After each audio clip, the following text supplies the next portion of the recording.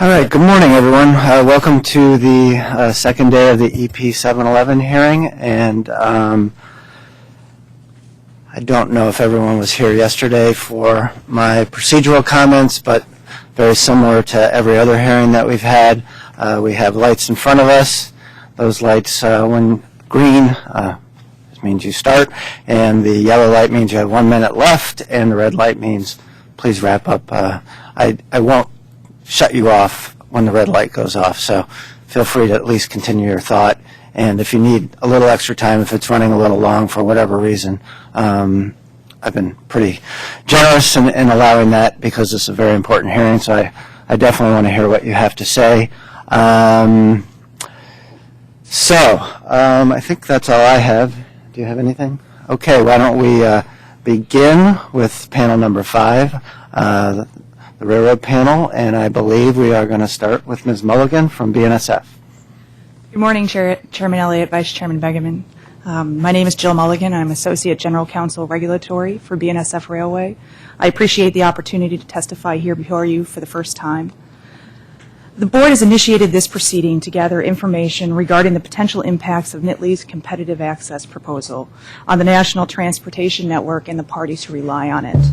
Leading up to this hearing, the Board has received sizable submissions detailing the impact of the NITLIG proposal on railroads, on shippers qualifying for access under the proposal, and for the shippers who would not.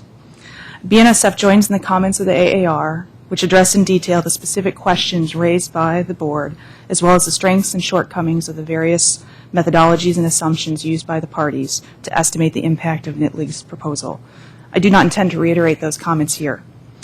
My comments today are intended to highlight several general but important principles that BNSF believes that the Board should remain focused on during this proceeding.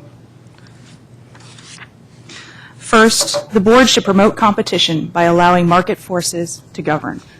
Regulatory intervention should be limited to circumstances where market forces have failed to protect shippers from abuses of market power. The rail transportation policy directs the Board to minimize regulatory control over the rail system and allow, to the maximum extent possible, competition and demand for services to establish reasonable transportation rates. The Board has been mindful of implementing rules that generally adhere to the principle that markets for rail services should be allowed to operate freely, reserving regulatory intervention for situations where it is necessary to protect from abuse of market power. Where shippers believe that line has been crossed, the STB currently provides direct and meaningful remedies. Most notably, the Board continues to refine its standards and procedures to make rate cases more accessible to shippers who believe they are entitled to rate reductions. Adoption of NITLIG's proposal would mark a significant departure from those principles. Under the Board's current regime, access remedies are available to market participants, but are appropriately limited to instances where serving railroads' actual conduct has required corrective regulatory intervention. Competitive access remedies to date have been properly focused on addressing individual instances of competitive harm.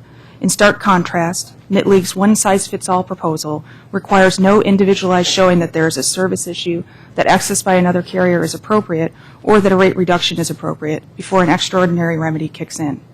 As the AAR and my fellow panelists point out, that extraordinary remedy can carry with it significant costs to the rail network and its users. This leads to my second point. NITLIG's reliance on revenue to variable cost ratios as a measure of market power is invalid. NITLIG's reliance on RVC levels as a justification for increased regulation is also invalid. NITLIG acknowledges that it has eliminated any need to demonstrate competitive harm before access remedies kick in under its regime. However, NITLIG has argued that it has incorporated at least some element of individualized competitive inquiry into its proposal by relying on RVCs as a trigger for mandatory switching access. Specifically, NITLIG asks that a movement that exceeds 240% of its variable costs and is within a prescribed distance from the interchange be presumed to lack competitive alternatives and therefore be entitled to mandatory switching. In doing so, NITLIG is making two assumptions. One, that a rail carrier's market power can be assessed by reference to the RVC for the service, and two, that crossing an arbitrary line, here 240% RVC of 240% of a carrier's system average IRCs cost, means that a carrier possesses market power. These assumptions are simply not correct.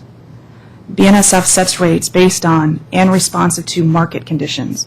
Those market conditions may permit rates that are high or low relative to BNSF's costs. The RVC level for a particular rate does not give the board meaningful information about the competitive environment for that traffic. While RVCs may be necessary tools in applying certain rate reasonableness methodologies, they cannot legitimately be used as determinants of market power or its abuse. Equally important, when RVCs are incorporated directly into regulatory mechanisms, it creates perverse incentives. It rewards the higher cost, less efficient railroad and penalizes individual carriers who make capital investments to improve efficiencies. Capital investments that reduce congestion or improve efficiency would decrease a railroad's operating expenses, which in turn reduce our variable costs. Examples of those investments are lighter rail cars or more efficient locomotives that reduce fuel consumption. The result is that without any change in the rate being charged the shipper, the carrier's RVC has increased. For significant investments, that increase in the RVC for individual movements would be material. Such a change in IRFs alone may increase a rate above the arbitrary 240% level contained in the NIT League proposal. While that would trigger an extraordinary remedy under the NIT League regime, it certainly doesn't indicate an abuse of market power. To be clear, while the RVC has increased, nothing has changed in the competitive landscape. The shipper's rate has not increased. The railroad has simply undertaken the risk of making a very significant efficiency investment, and as a direct result, has become subject to adverse regulatory intervention where such regulation was not previously justified. The result is a regulatory system that actually incentivizes inefficiencies and higher costs, and disincentivizes the very type of investment the board should be encouraging. Third, parties should not use reciprocal switching rules, revisions to those rules, to expand the scope of the board's jurisdiction to include exempt traffic not subject to STB regulation. NIT League's petition did not clearly address whether there are categories of movements that would be excluded from switching access, and many parties included certain categories of non-regulated traffic in their impact studies. The board should affirm that competitive access proposals can be considered, that no competitive access proposal can be considered that would apply to exempt or contract traffic. This is consistent with the principles of focused and limited intervention captured in the rail transportation policy and is otherwise required by the jurisdictional limits of the board's statutory authority. Finally, the board could not ignore the effect of reciprocal switching remedies in applying market dominance principles in rate reasonableness cases. In its July 2012 decision initiating this proceeding, the board assumed that the NIT League proposal would reduce the agency's role in regulating rates. That is a logical assumption. Mandated reciprocal switching's purpose is to provide access to competitive alternatives for a shipper that would preclude a finding of market dominance under the statute, thereby streamlining the STB's regulation of rates. Nonetheless, some shipper interests submitted comments in the proceeding asking that the board allow shippers to pursue a rate reasonableness case in addition to a competitive access case. These commentators seek the opportunity to pursue an access case with the additional option of bringing a subsequent rate reasonableness case, with a complex market dominance inquiry that, some parties argue, should ignore any alternative carrier access it may have obtained. These parties cannot advocate for the adoption of the NIT League proposal as an attractive simplification of STB regulation when their intent is to expand, with significant additional complexity, the regulatory rules available to them. We appreciate the board's interest in gathering meaningful information from multiple viewpoints on the impacts that would flow from the NIT League proposal. We ask that the board keep these four important principles in mind for the remainder of this proceeding. I thank you for your time, and I'm happy to answer any questions that you may have. We can pull up the presentation.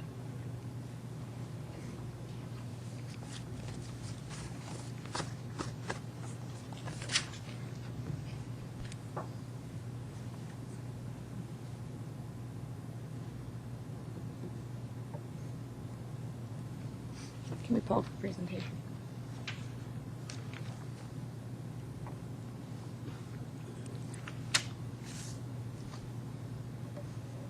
Thank you.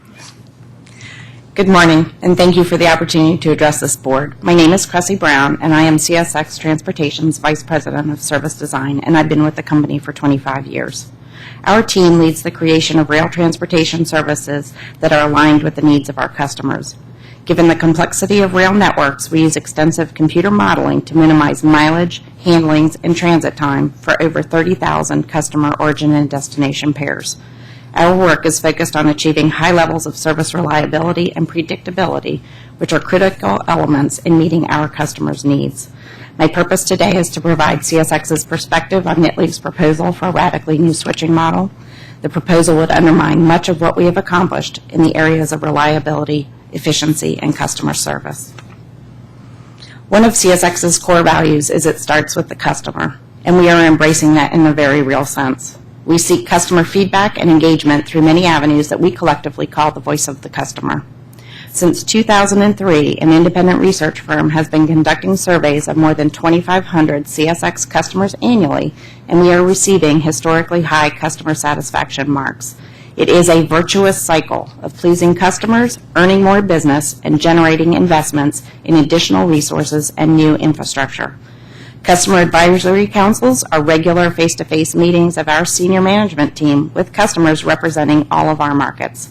The customers on these councils rotate so that we gain exposure to the particular needs of all of the markets that we serve. Over the past 3 years, CSX employees have visited 4,000 customer facilities annually to listen to customer concerns and discuss how we can improve service. We have formed service excellence teams that include our union-represented employees. We have who have the most frequent contact with our customers. These cross-functional teams work with local customers to gain insights into their specific business needs. This engagement reinforces that our customer success is our success.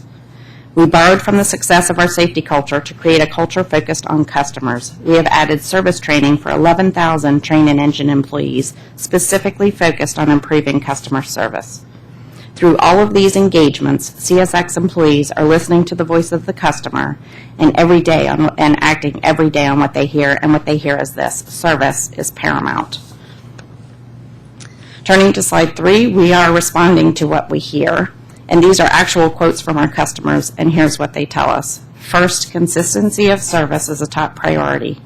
Our operating plan is designed to minimize mileage and the number of times individual cars must be handled along their route. Reducing complexity and variability are key elements to improving transit time and service reliability. In the words of another customer, as cars sit, we lose money. We have 200,000 rail cars on our lines daily, representing an estimated replacement cost of $19 billion, with about half of these assets owned or leased by our customers.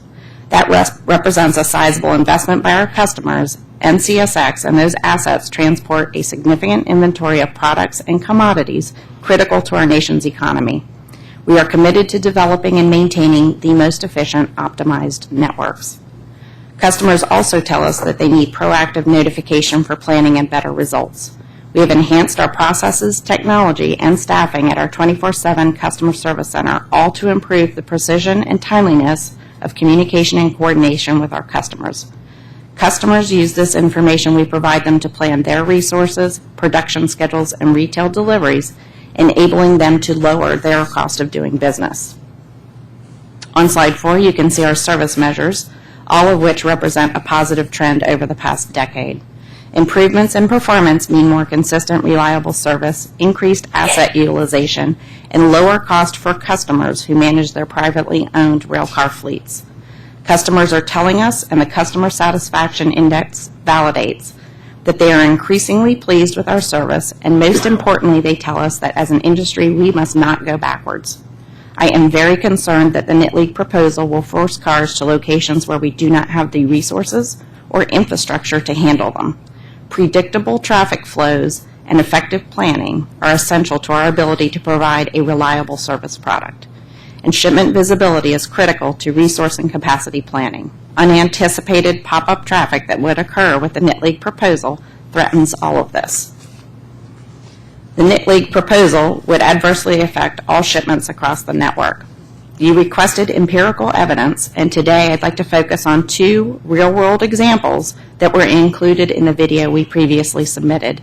If you haven't already had an opportunity to review the video, we hope you will take the chance.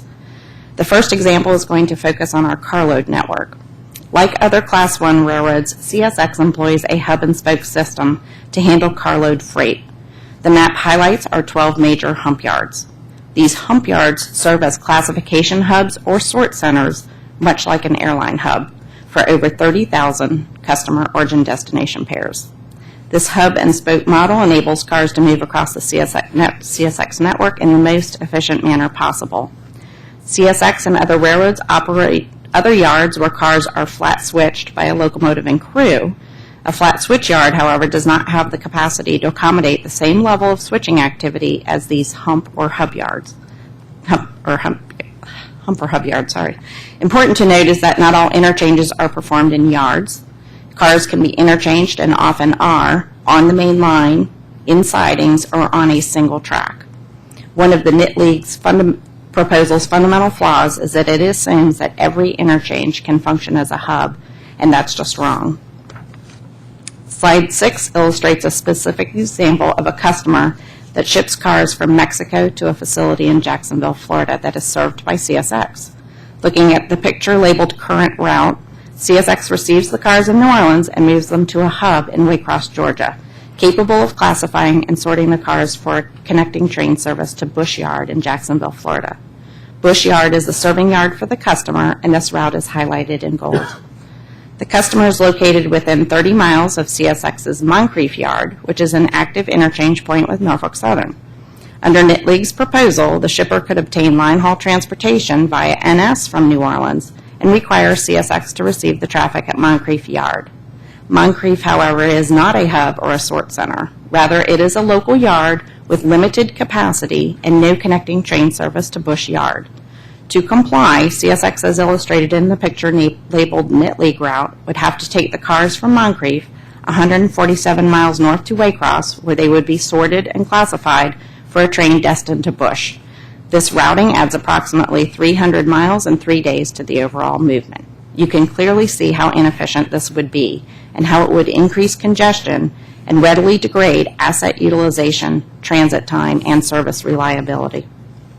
A second example involves unit trains. Unit trains require careful planning and a high degree of predictability to extract all of their efficiencies.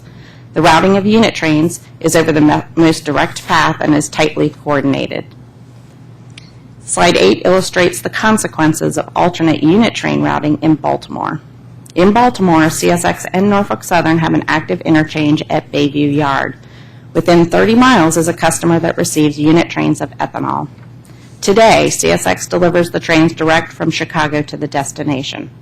This routing, indicated in gold, is critical in the Baltimore area since the ethanol train is just one of dozens of trains operating through Baltimore each day, including other freight and MARC commuter traffic. Under the NIT League proposal, NS would bring the train from Chicago into Baltimore for switching to CSX at the Bayview interchange. From here, the train would be routed as indicated by the red line through downtown Baltimore, through the Howard Street Tunnel, past Oriole Park, the Camden Passenger Station, the Baltimore Ravens M&T Stadium, and to the customer's final destination. The difficulties caused by this move are broad and varied and include potential disruptions to tightly scheduled MARC commuter trains. In summary, railroads have complex networks which rely on density, efficiency, and predictability. It is not in the broader public interest to experiment with a forced switching scheme which would ultimately create less reliable and less cost-effective service for our customers. Some of the greatest customer service and efficiency improvements in staggers have been the result of longer single-carrier hauls and reduced switching. The NIT League proposal turns back the clock on these gains achieved over decades. We urge the board to reject this sweeping regulatory restructuring and to maintain the balanced environment that is a pillar of our world-class freight system. Thank you, and I'll be pleased to take any questions.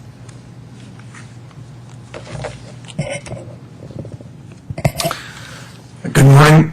It's a pleasure to be here this morning and be able to speak on behalf of Norfolk Southern as to this subject. My name is Rush Bailey, and I'm Assistant Vice President of Service Management for Norfolk Southern Corporation. I've been employed by Norfolk Southern or an NS subsidiary since 1976, and I've worked in various capacities in both our marketing and operating divisions. Over the course of those many years, have come to appreciate the complexity of railroad operations, and particularly the nature of network operations, which require consistent performance in each of its components in order to consistently deliver a high level of service to our customers. Norfolk Southern's rail system includes over 20,000 route miles spanning 22 states, on which we essentially run 3 networks. Each of these share a common set of assets: track, terminals, locomotives, crews, support systems, and rail cars. The largest part of our unit train network is dedicated to coal, but we also have steel, stone, grain, crude oil, and other bulk commodity unit trains. Our premium service network consists primarily of intermodal and automotive, and our largest and most complex network is our general merchandise carload network. The nature of the Net League proposal is such that it's the general merchandise carload network, that I'll focus my comments today. This network is a good proxy for our entire system and the potential impact on network operations. When discussing railroad network operations, I frequently use airlines as an analogy. While it seems odd at first, the models are actually very similar. So imagine, if you will, if airlines were responsible passengers not just between terminals, but from their actual point of origin, say from home just outside of Atlanta to the STB offices here in Washington. The operation would become much more complex. But the fact is that that's what Norfolk Southern does every day in its general carload network, moving thousands of shipments every day between 8,700 shippers, receivers, and interchange points. Now, not every passenger arriving at the Atlanta airport is headed for the STB's offices in Washington. And similar to airline operations, once at the origin terminals, rail shipments have to be sorted and classified into groups or blocks. Norfolk Southern has over 32,000 origin-destination pairs, and those shipments are grouped into over 1,500 road blocks and 5,000 local blocks. These blocks are then combined into trains in the terminal forwarding yard. This process is repeated at intermediate terminals as the shipment progresses across the network, and then again finally at the destination terminal, where the shipment will finally be classified for the customer at the destination or to a connecting carrier at the interchange. These classification processes, or handlings, at origin, destination, and intermediate terminals make up the bulk of time that a typical shipment spends in transit. In fact, a typical general merchandise shipment will spend only about a quarter of its total transit time in road train service. In a heavy asset-based industry like ours, shipment velocity is a key driver of cost. The faster shipments cycle, the higher the utilization of rail cars, locomotives, terminals, and other assets. Conversely, the slower shipment cycles, the more units are required to move the same amount of traffic. And at some point, adding more cars and locomotives to the network has a counterproductive effect of further slowing the shipments, as we've seen by past experience in our industry. Velocity is also a key driver of service delivery for rail customers. Here you see our composite service metric in red. The composite service metric combines our internal measures of on-time train performance, connection performance, that is getting shipments to their scheduled connections at terminals, and plan adherence, which measures the execution of work orders by our road trains, essentially pickups and set-offs. The blue line is line haul miles per day. It's a measure of miles that a shipment would travel in a 24-hour period. It includes over-the-road time as well as dwell time at intermediate terminals, passing sidings, interchanges, and also non-handling time at intermediate terminals such as crew changes or fueling activities. This graph clearly shows the correlation that better velocity equals better service. So you might ask about the divergence in lines in the latter half of 2012 and 2013, when network velocity moved to its highest sustained levels we had ever seen. Norfolk Southern measures service as on-time performance, and we define that as neither late nor early. We recognize that either can disrupt customer operations, and variation in our operation requires additional asset commitments. As velocity moved into uncharted levels, we found that the number of shipments arriving more than 24 hours early increased significantly. And in the time that's followed, we've been reviewing train schedules and minimum connection times to take time out of those schedules, which is a very positive result for both Norfolk Southern and its customers. Understanding this relationship, Norfolk Southern has successfully focused efforts on maintaining or improving shipment velocity, which is shown here in tan, by minimizing the number of intermediate handlings, which is shown in blue. The improvements have both improved service to our customers and enabled operating efficiencies. This is where the NILs proposal begins to break down because it would result in more handlings per shipment. The impact of increased handlings per shipment is even clearer here, where we've plotted our network velocity as measured by line haul miles per day against the average number of intermediate handlings per shipment trip. And you can see that each additional handling required by shipment reduces the average velocity for that shipment.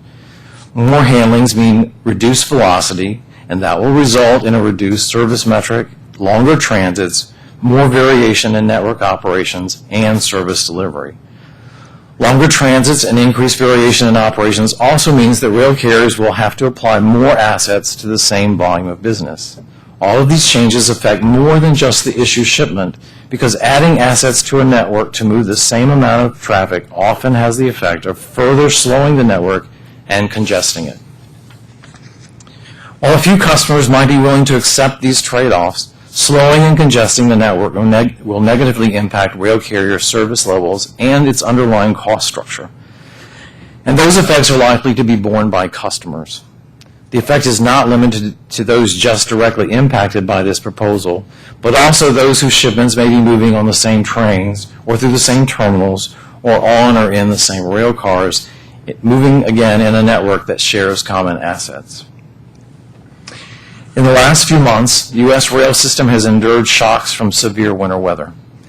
The result, as you see on this slide, has been a decline in the line haul miles per day compared to 2013. As we all know, the effects from this decline have been felt by many customers across our network, and not just those in the areas affected directly by the winter weather.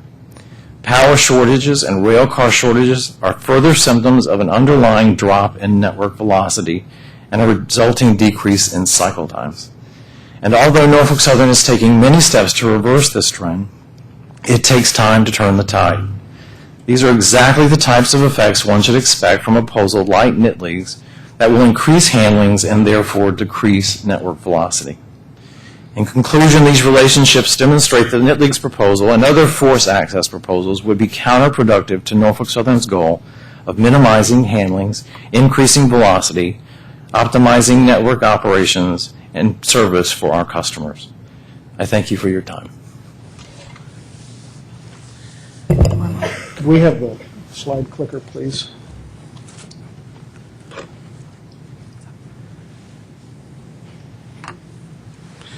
Could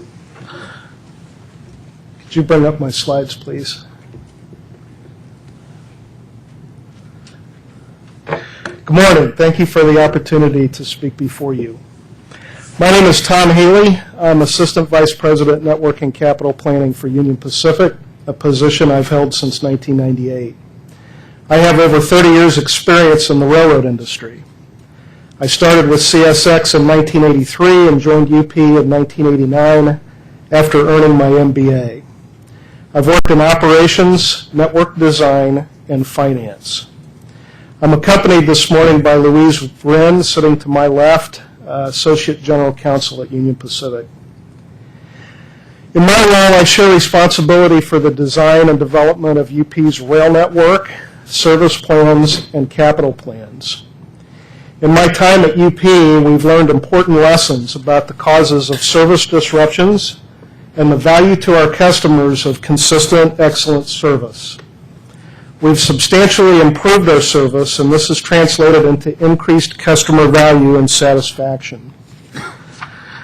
I appreciate the opportunity to discuss NILs proposal with you.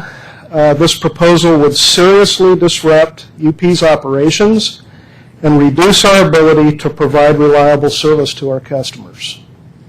The proposal threatens the exact success story you see on this slide. I am specifically concerned that, first, the proposal would increase workload in terminals that are already capacity constrained. Second, the increased workload would degrade service across our network. Third, the proposal would limit our ability to plan and manage our network. And fourth, the proposal would increase the need for capital investment while reducing our ability to invest. In short, NILs' proposal would create significant problems and at the same time prevent us from fixing them. Our customers would suffer as a result. Let me explain these concerns. First, NILs' proposal would increase workload in terminals that are already capacity constrained. The board heard Mr. Renicke's testimony yesterday about the operational complexity of switching cars and how reciprocal switching compounds this complexity. I'd like to further show how this consumes terminal capacity. Today, a typical operation is for a car to move from a customer to a terminal on a local train where the car is switched once for an outbound train. With reciprocal switching, the car is switched for delivery to the other railroad, then moved to the other railroad, and then switched again in the other railroad's yard before departing on an outbound train. The clear result is extra switches. And the extra switches multiply quickly. The arrows are double-headed because switches occur for both loads and empties, moving between the two railroads. The complexity increases even further if a third or fourth railroad is involved in the terminal area.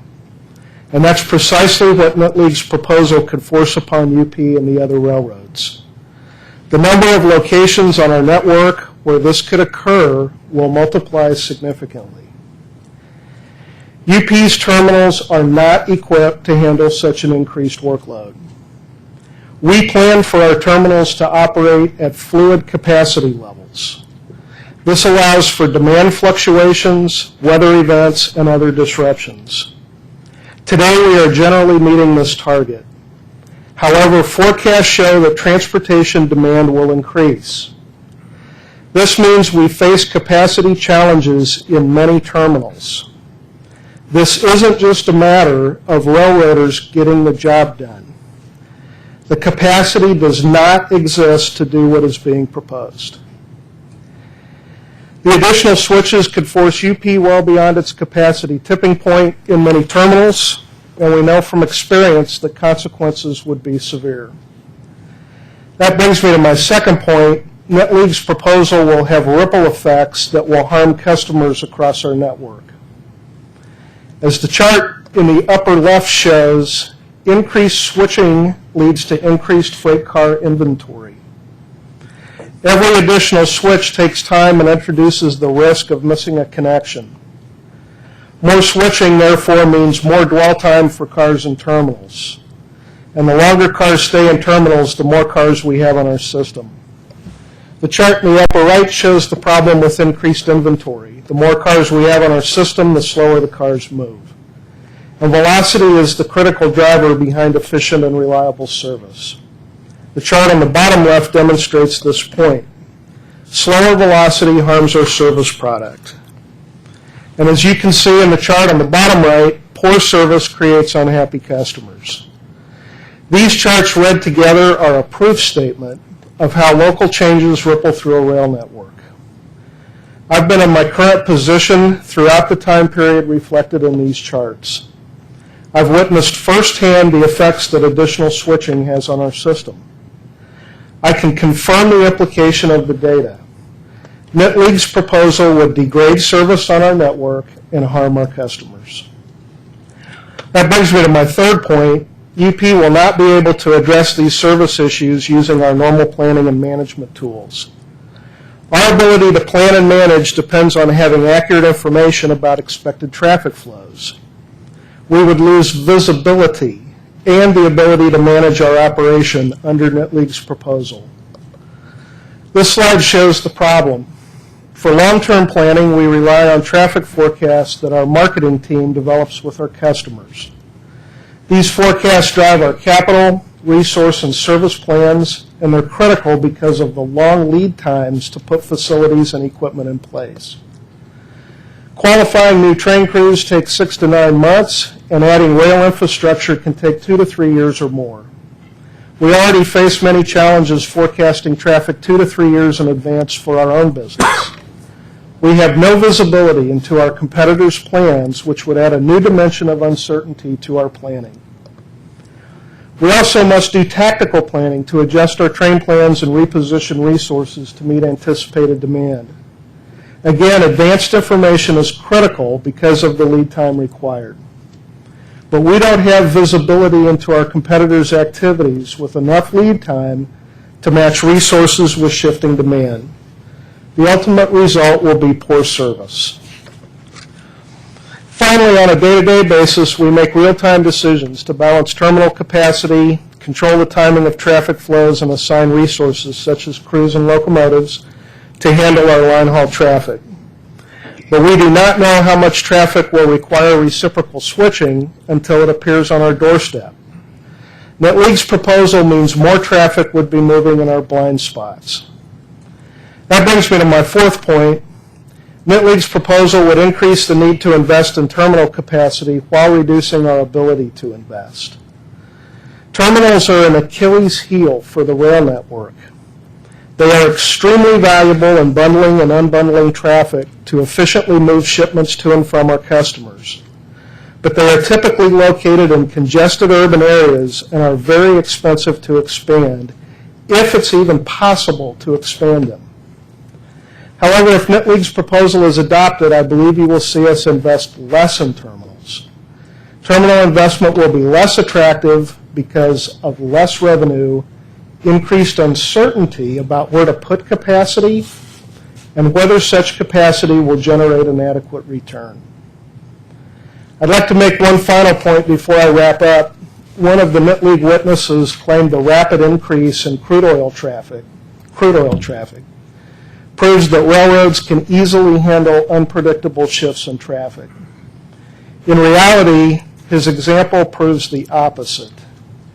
In UP's largest crude oil lane, we began working with customers more than 3 years ago. We spent a year developing business, operating, and capital plans. And then as business ramped up, we spent another 2 years methodically investing in facilities and putting resources in place to make the operation successful. And I'll point out this was for unit train business in one corridor with an attractive return, not carload traffic shifting in busy terminal areas. I want to end with my opening chart. UP has diligently worked to reduce switching events, reduce car inventory, and simplify transportation plans in order to provide better service for our customers. As the chart shows, we've been successful. This success creates value for our customers. The NILs proposal adds switching and reduces efficiency. It will require capacity that does not exist. It will damage service, perhaps severely. I believe the long-term adjustment,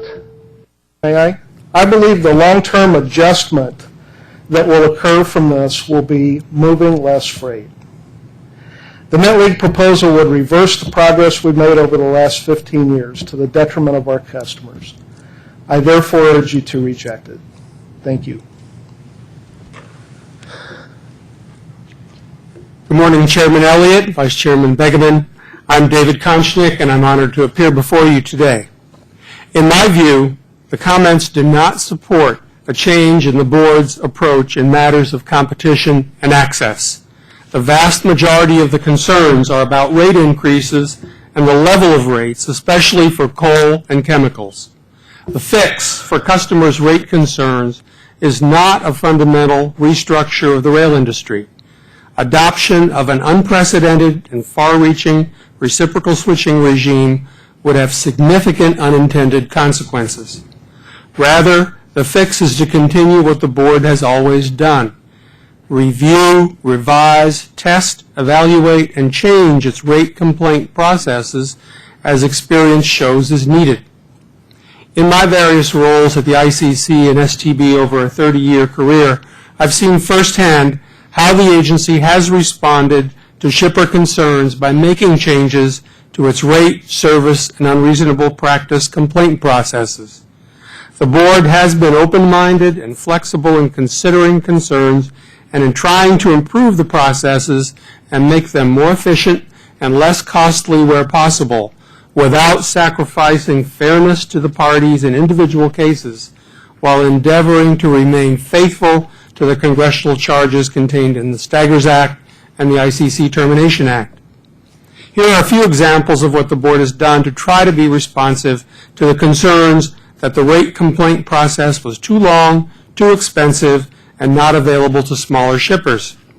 The Board has eliminated consideration of product and geographic competition in market dominance determinations, adopted mandatory non-binding mediation, established a new arbitration program for rate and other disputes, and improved the discovery process, made changes to procedures and rules to speed up cases, including elimination of the ability to make movement-specific adjustments to IRCs, adopted simplified standards for rate cases, including simplified SAC and the 3 benchmark methodology.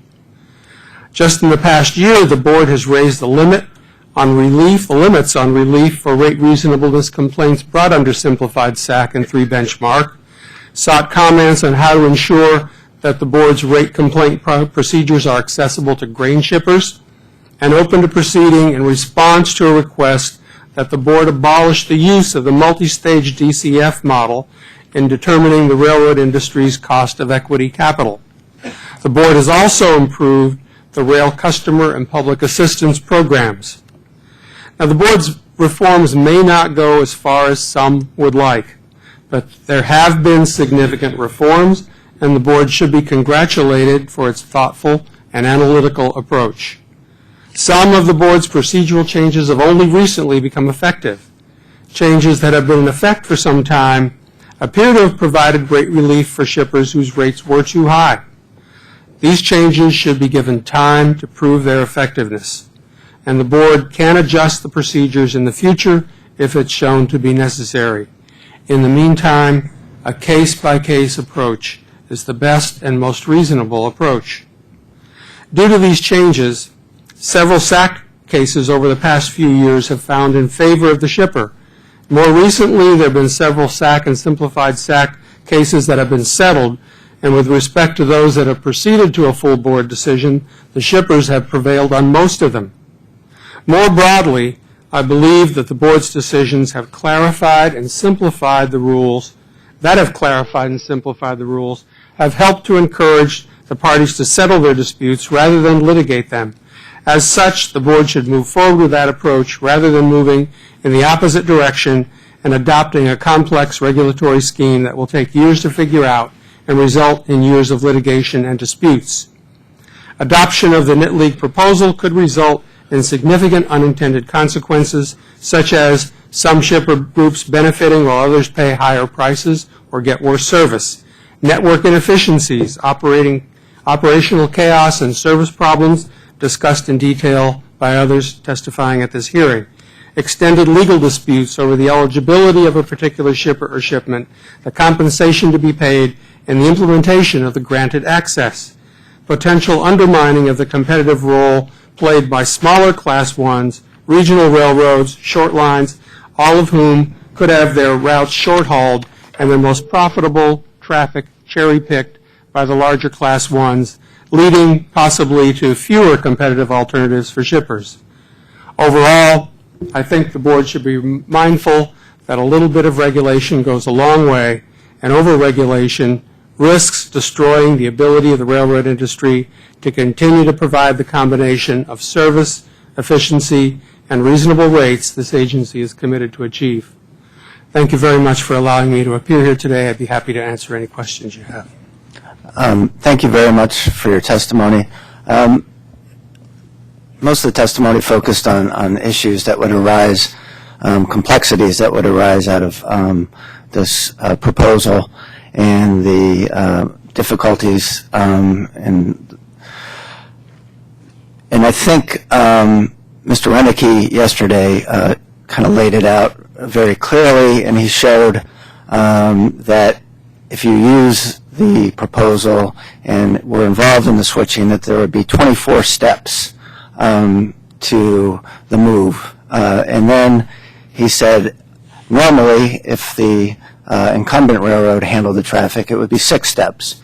I don't know if that's the way it occurs all the time, but I think CSX and UP also presented some complexities that would arise as a result of applying the proposal. The question that I have is, if it is so much more complicated and the two railroads are competing, how would the incumbent railroad be able to be underpriced in those situations? It seems as if that the alternate railroad would have to spend quite a bit more money on cost to be involved in these extra moves, I guess, is what I'm getting at. So I'm missing some of the logic on the pricing, that it would seem to me that the incumbent railroad would generally win in those situations because of the lack of complexity in their move compared to the alternate railroad. Does that make sense? I think so. Want me to start that out, or you, Bessie? I honestly, I can't speak to the pricing end of it. I can tell you that where reciprocal switching does exist on our railroad today, we see the phenomena I talked about, which is the increased complexity, less efficiency, longer dwell times for cars. So on the pricing side, I really can't comment. I mean, I would just add that in no circumstance where you have forced switching can you envision that it would be less complex, right? So there is, by definition, and Bill Renneke did a very good job of laying out a couple of the scenarios. Some are more simplistic than others, but in every situation, there would be additional handling and additional cost, and by default, more congestion, a slower railroad. So our concern is not only is it a higher cost to the railroads collectively, to the entire transportation product, but to our customers, because most of the cars that we're moving are customer-owned equipment, right? So for them to handle any degradation in service, any slowing down of our networks, also has a significant cost to all the other customers whose shipments we're moving because they own the equipment that we're moving across our networks. If I may, Chairman? Sure. If you're talking about the reciprocal switching that is happening today, that's essentially voluntarily. Right. It's either been commercially negotiated or it was part of a merger condition to protect existing competition. And then it's voluntary in the sense that the merging railroads had the choice to not proceed with the transaction or to go forward with the transaction knowing, but they were getting benefits. And it also is truly reciprocal. We have many bilateral agreements that basically set up charges where we say, we'll do the switching for you and you'll do the switching for us, and we'll charge each other the same. In those circumstances, you're not worried so much about the control of the cost, and the decision to do it, I guarantee you, is not coming from the operating department. It is basically a commercial decision, it's voluntary, and it's reciprocal. Here you are talking about a proposal that is going to be forced and it's going to be unilateral.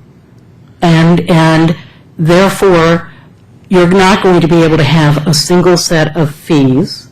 You're going to have to take into account all of the costs of doing the movement. It's a completely different approach to the concept of reciprocal switching. But if it is your traffic and however we arrive at the hypothetical access price, my reading of the statute was that the railroads would have to enter into an agreement and then it would come to us if there wasn't one. The way I see it is no matter what, the alternate railroad would be required to pay more because at least they'd have to pay for the switch on top of whatever rate they're quoting. And then you take into consideration all these complexities added on top of that. It would seem like it would be difficult for them if they were actually competing for that traffic. It would be difficult for the alternate railroad to win in that fight for that traffic.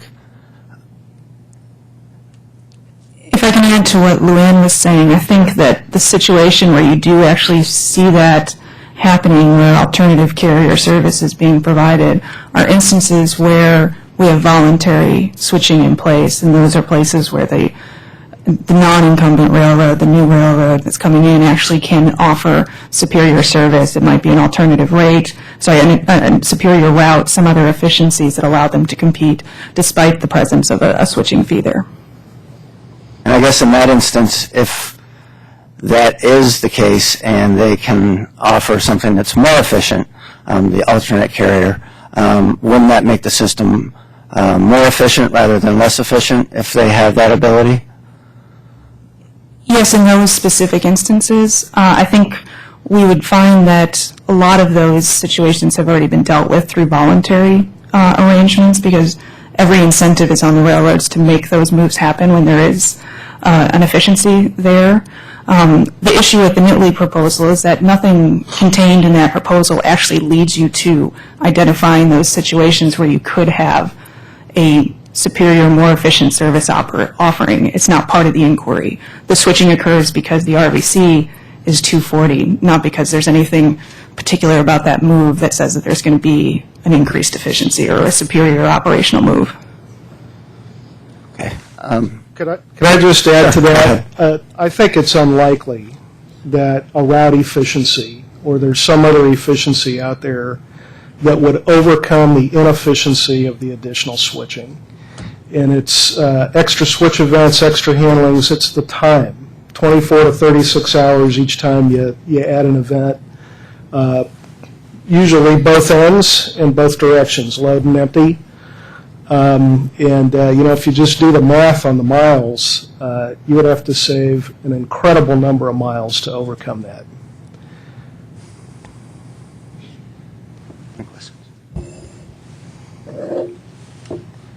If I could start with, I'll start with the BN's chart on some of the key principles, and I'd like to hear your views on. It says the board should promote competition by allowing market forces to govern. Now, if I were on the first panel yesterday, I think that's actually what they're seeking. They want to have market forces instead of one carrier. So help me understand how the status quo is allowing for captive shippers to have market forces govern. And I think there's a little bit of a problem with language that's being used. I think that one of the issues with saying that, starting at the high level of switching is obviously pro-competitive. Options, access to alternatives is competitive. What the shippers are actually seeking is an artificial insertion of competition into a market where it would not otherwise exist. And the proposal is really focused on variable costs as being the trigger for that. In that proposal, when it focuses on variable costs, it's actually not making any sort of a diagnosis about what the competitive environment is for that traffic. And so by referencing variable costs, you're not getting any sort of education about, is the move that's actually occurring inefficient? Is there a superior competitive alternative? And if I may, I found yesterday very striking because the comments were all premised on an absence of competition, when in fact we face tremendous competition for the vast majority of our business. The board has decided that for regulatory administrative purposes, it's too complicated to go into product in geographic and indirect competition and transload competition. And I understand, given your directives and your resources, why you may have made those choices. But in our world, in the marketing departments having to deal with it, we are always in negotiations with our customers about whether or not that the service that we're delivering and the cost that they're paying for it allows them to compete in their market, or whether there are other ways of doing it. Coal volumes are down because of natural gas competition. Grain changes depending on whether or not you have a demand for ethanol and it's taking a short haul to a nearby elevator or by truck to be turned into ethanol, or whether there's a longer distance, or whether there's an export market going up. Lumber competes geographically across our business groups. We face intense competition, and we use transloads to basically try to win market share from others. And we deal with that all the time in our contract negotiations and in setting our rates. Sometimes we win the business and sometimes we lose the business. So all of that competition is going on, but this NILs proposal basically is saying there is no competition unless we have direct rail-to-rail competition, and they don't want to look at, but are we allowing you to keep or win market share versus your competitors? Likewise, when they're saying that there are no negative impacts on the customers who would be outside whatever the secret radius is going to be, they're ignoring what the impact would be, that if a favored customer is able to use a regulatory regime in order to compel a below-market rate, what that does to its competitors. Now, maybe the railroad's response is going to be to make up the revenue by raising its prices, or maybe it's going to say, I'm going to lose more traffic and more revenue if I don't bring my rates down on the non-favored customers, and so you're going to have secondary and tertiary revenue losses to the railroads. And all of that is going on in a very complex marketplace. And this proposal is ignoring that marketplace. If I could add something, I think that there's no doubt that if something like the NILs proposal went through, there are some customers who would win. I think what you're hearing from operating folks is that there's a collateral impact. You're congesting terminal, you're adding additional work, extra handlings, and that's going to have an impact on customers who don't get the benefit of that lower rate. I'm going to come back to this topic, but I did actually want to talk with you and with CSX. If you could discuss how is the Conrail shared asset area, how does that work? I'm sure that there were pockets of pain to begin with, but it seems it's been quite successful in terms of, and I mean, that it works operationally. But if you could just... Sure, and I think there's many market differences, and Rush will comment as well, but Conrail is a jointly owned entity by CSX and Norfolk Southern. And when we purchased Conrail collectively, we never anticipated to have a residual Conrail, right? It is much more efficient for us as to be the single line haul carrier to provide direct service. So it was not envisioned as part of the transaction that we aspired to create this Conrail that exists today. And while they do, and the staff there, and Ron Vittori and his team, I'm on the board of Conrail, so I have a lot of interactions with them and responsibilities with Conrail. But they do a phenomenal job for us. But it operates very differently than this switching proposal. So it is owned by CSX and Norfolk Southern together, and for over many years and many difficult conversations. But can a shipper randomly switch back and forth? The customers in Conrail are open, but CSX and Norfolk Southern are not in there switching those customers for each other. We have a residual Conrail who behaves and acts a bit like a terminal company. So entire trains go into Conrail. We work very hard together to coordinate those movements and to design the operating plan that works for both owners. But there is a single party in there performing the service on behalf of both owners, and it does behave like a direct line service. So Conrail has no commercial presence, and while it works well, it's not ideal. So it is still a handoff. It is still behaves a little bit like a third party on the move, and we would not design that service today. But is it the customer? Can they randomly switch back and forth, or is it a known event of what's going? I mean, is it pop up? I think to quote what you said, or is it actually It's much more managed, much more stable? But Yeah, each of the customers in the shared asset areas is essentially jointly served by Norfolk Southern and CSX, and then Conrail acts on our behalf. Once we take the train into their terminal, they actually are performing that destination terminal function for us and then distributing those cars to the customer. It's very different than what NILs is proposing. I understand that. Yeah, so shared assets is very highly concentrated, very dense area, lots of customers. So we're not talking about a few customers, a few cars to a couple of customers. We're talking about taking full trains into that operation, and they're essentially acting as our. But are the customers frequently taking advantage of their ability to switch, or has that all sort of settled down and you each have your customers? I think it's fairly settled down, but they do switch. I think another difference that's important, like I said, is we own this property, so the investment decisions are made collectively. We went through a significant negotiation between the two of us of how costs would be allocated, how we would make capital investment decisions, how we would have the infrastructure to support the business for both owners. So completely, again, a voluntary arrangement. We purchased Conrail. We both have an ownership interest in this property, and we work very tightly together to manage this entity. So it really is not at all reflective of what the NILs is proposing and does not have all the possible implications, complexities, and effects that the NILs proposal would have.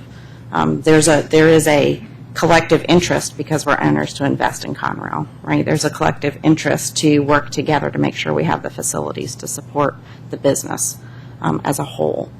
The NILs proposal, very different, and could be in places where we have absolutely no capability, no capacity, and significant complexity to the network that we don't have any incentive there, really. For our customers, our role is to reduce that complexity for our customers. Our role is to streamline our operating plans, every shipment, so that it benefits all of the customers that we serve. So we work every day to take every bit of complexity out of this network that we possibly can, not to introduce, and none of us would introduce the types of movements, even the most simple one that Bill Renicky outlined yesterday.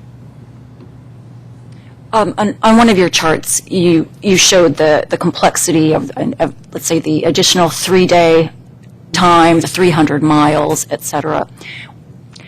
Is that an extreme example? I mean, why would a shipper want that? It's an absolutely realistic example. I suppose if they're getting a rate reduction, there are some shippers who would opt for that. I think we've seen historically in the rail industry that was some of the problems that we had. We had such complexity and such inefficiency in routes available to customers that they could choose. We have all tried to streamline that to the point before, where it made sense and where we had multiple railroads serving a same location. We entered into some of those voluntary arrangements to reduce redundancy.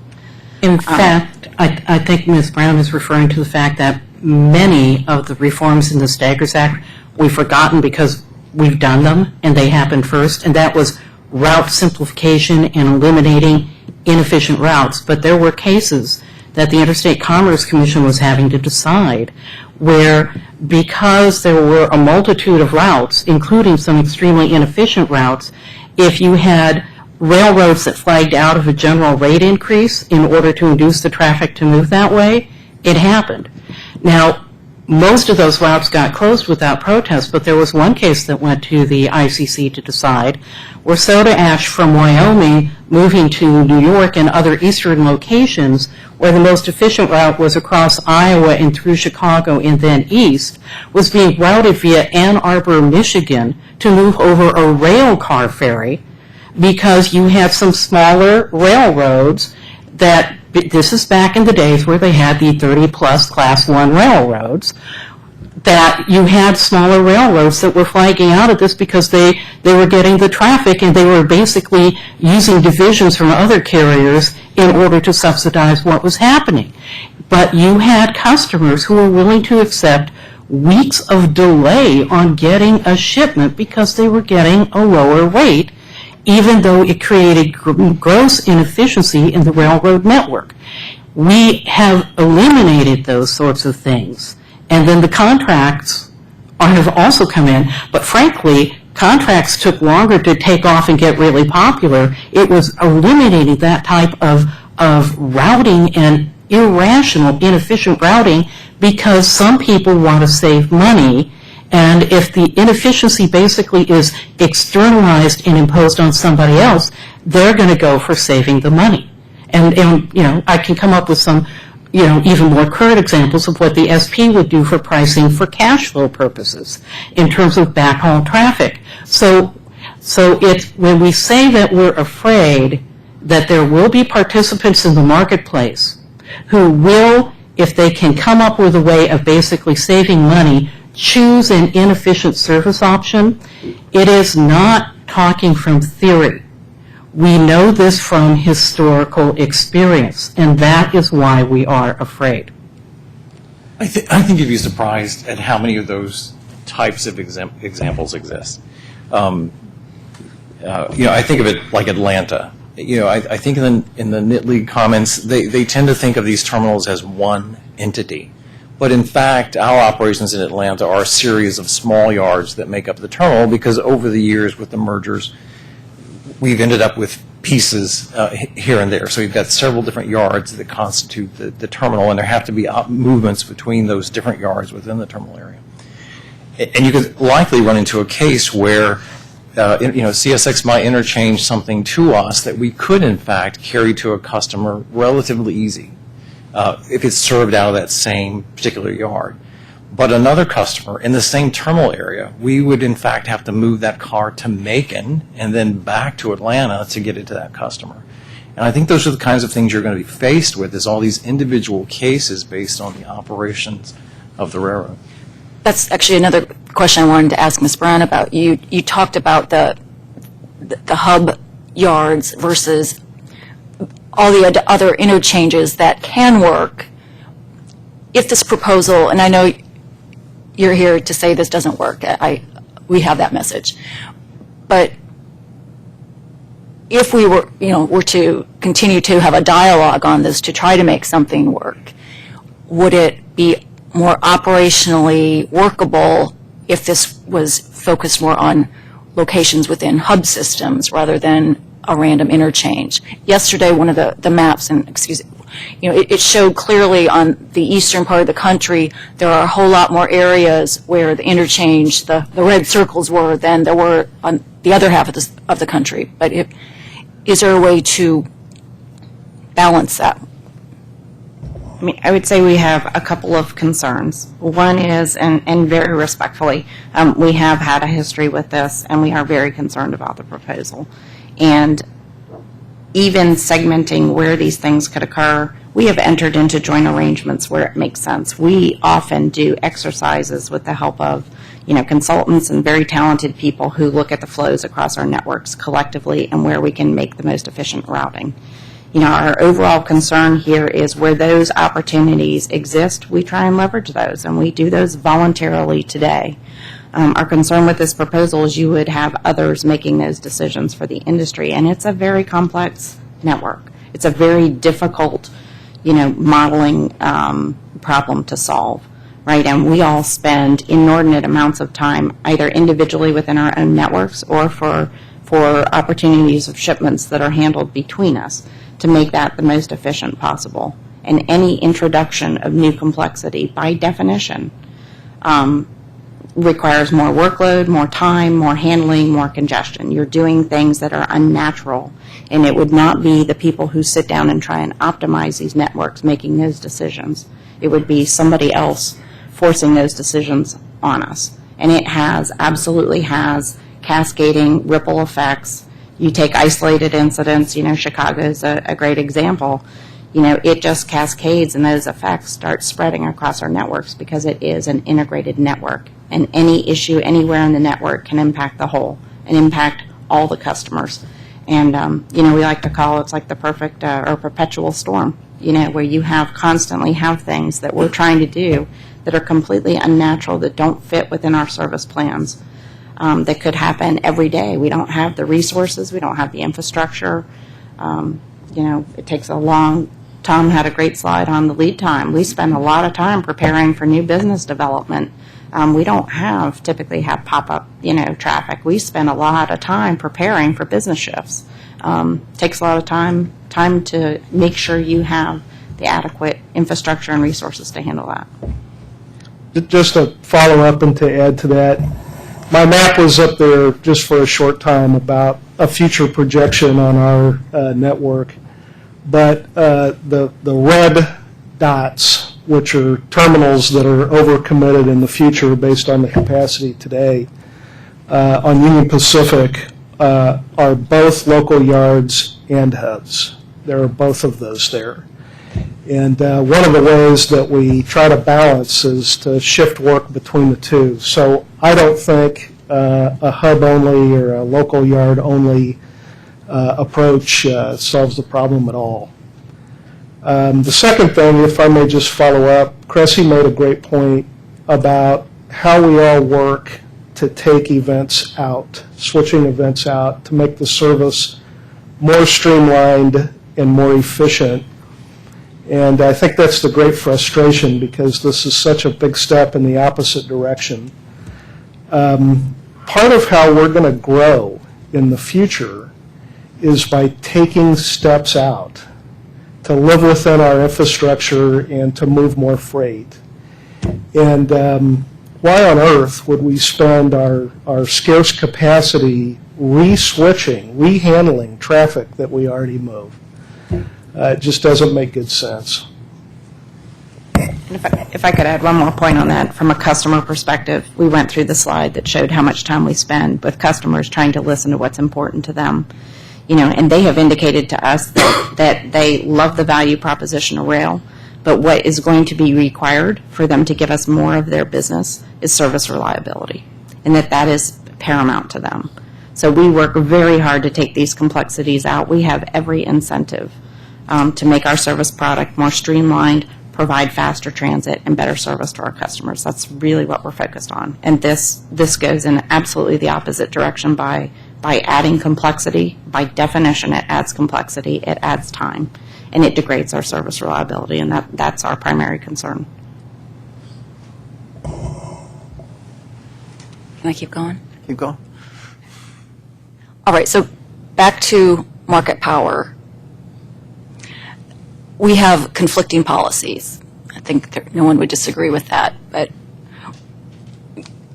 the board may require rail carriers to enter into reciprocal switching where it finds such agreements to be practicable and in the public interest, or where such agreements are necessary to provide competitive rail service. Not to put words in your mouth, but it seems that the comment back was NITLIC's proposal is artificial market forces. So what is not artificial that the board could do to promote competitive rail service options that doesn't turn us back to 1979? Yesterday I asked the second panel, because there is a legitimate disagreement on what the impact of how much traffic would move. The crystal balls are not real clear on either side. Is there some level of competitive switching that the rail industry could live with? I mean, if you just look at the board's record, we know there are various railroads who are seeking to assist shippers to sort of do what some people are wanting to do more broadly. I'll just leave it at that. So I understand where you're coming from. In our world, we likewise have to balance competing, not always congruent interests. But I'll make one observation. Successful regulation isn't necessarily measured only by the number of disputes that are officially resolved by an administrative agency in favor of one side or the other. In fact, you have the more successful your governance or regulatory scheme, the fewer disputes you have, because the parties understand what the rules are, and either they're going to comply because it's already aligned with their economic self-interest, or they're in a compliance mode. And if you know what the rules are and you know how you're going to comply with it, then you're going to avoid creating unnecessary or avoidable disputes. And in fact, that's why the vast majority of your rate cases end up getting settled, and even more rate disagreements between customers and railroads get resolved before even getting to the board. I would submit that there's already a great deal of competition between the railroads, and we're doing it in other effective ways. One way is we like taking market share from BNSF using transloads. And we do that with a lot of traffic. Now, that may not work for everything, but the other thing we have done, and in fact we went from a 0% market share to a more than 50% market share in the Powder River Basin, is that we had a marketing strategy that we were going to make our customers the low-cost generators in their territory, so they were burning coal that used to be delivered to a power plant that might have been local to the BNSF, but we had the low-cost producer. So there are all sorts of ways of competition that we're engaged in because it's in our economic self-interest, and there are other forms where maybe the marketing department doesn't want to do it that way, but when we say, well, here are the results in the regulatory scheme, and you don't want to go there, so I'm suggesting that to a certain extent the current standard basically says you need to prove that there's a competitive abuse. We recommend against competitive abuses because we don't want to end up here before the STB. So I'm saying that there are ways of getting success that don't necessarily show up on your radar screen, and it is a successful regulatory scheme. And I think that's exactly right. I would just add to Luann's comments as well that she was focusing on the competitive access remedies and remedies that are focused on instances of competitive harm, commercial abuse, market power abuse. There's also the rate reasonableness standards as well that step in when market power has resulted in an unreasonable rate. And there's live active disputes at the board about that, but then that's also something that we have that we take into consideration when we're having negotiations with customers. It's just because it doesn't rise to the level of being an active proceeding before the board doesn't mean that these rules have real impacts in how shippers and railroads engage with each other. You don't have to talk if you don't want to. Sorry, I would just add from a pure operational perspective, our concern is that you will make transportation less competitive for all of our customers, right? That's part of their cost of doing business. And by implementing this proposal in particular, does nothing to improve the efficiency of freight transportation in the U.S. I'll turn it over to you. Got more? I might later. Okay. Just two more questions. The first question, I guess, is more for the lawyers. And some of the railroads in their comments raised the issue that we don't really have the authority to do what NITLI is proposing today. And as a result of past regulations that we have put in place regarding competitive access, and as a result, I guess, of the 1996 Interstate Commerce Commission Termination Act, and as a result of that act, that those policies were essentially ratified.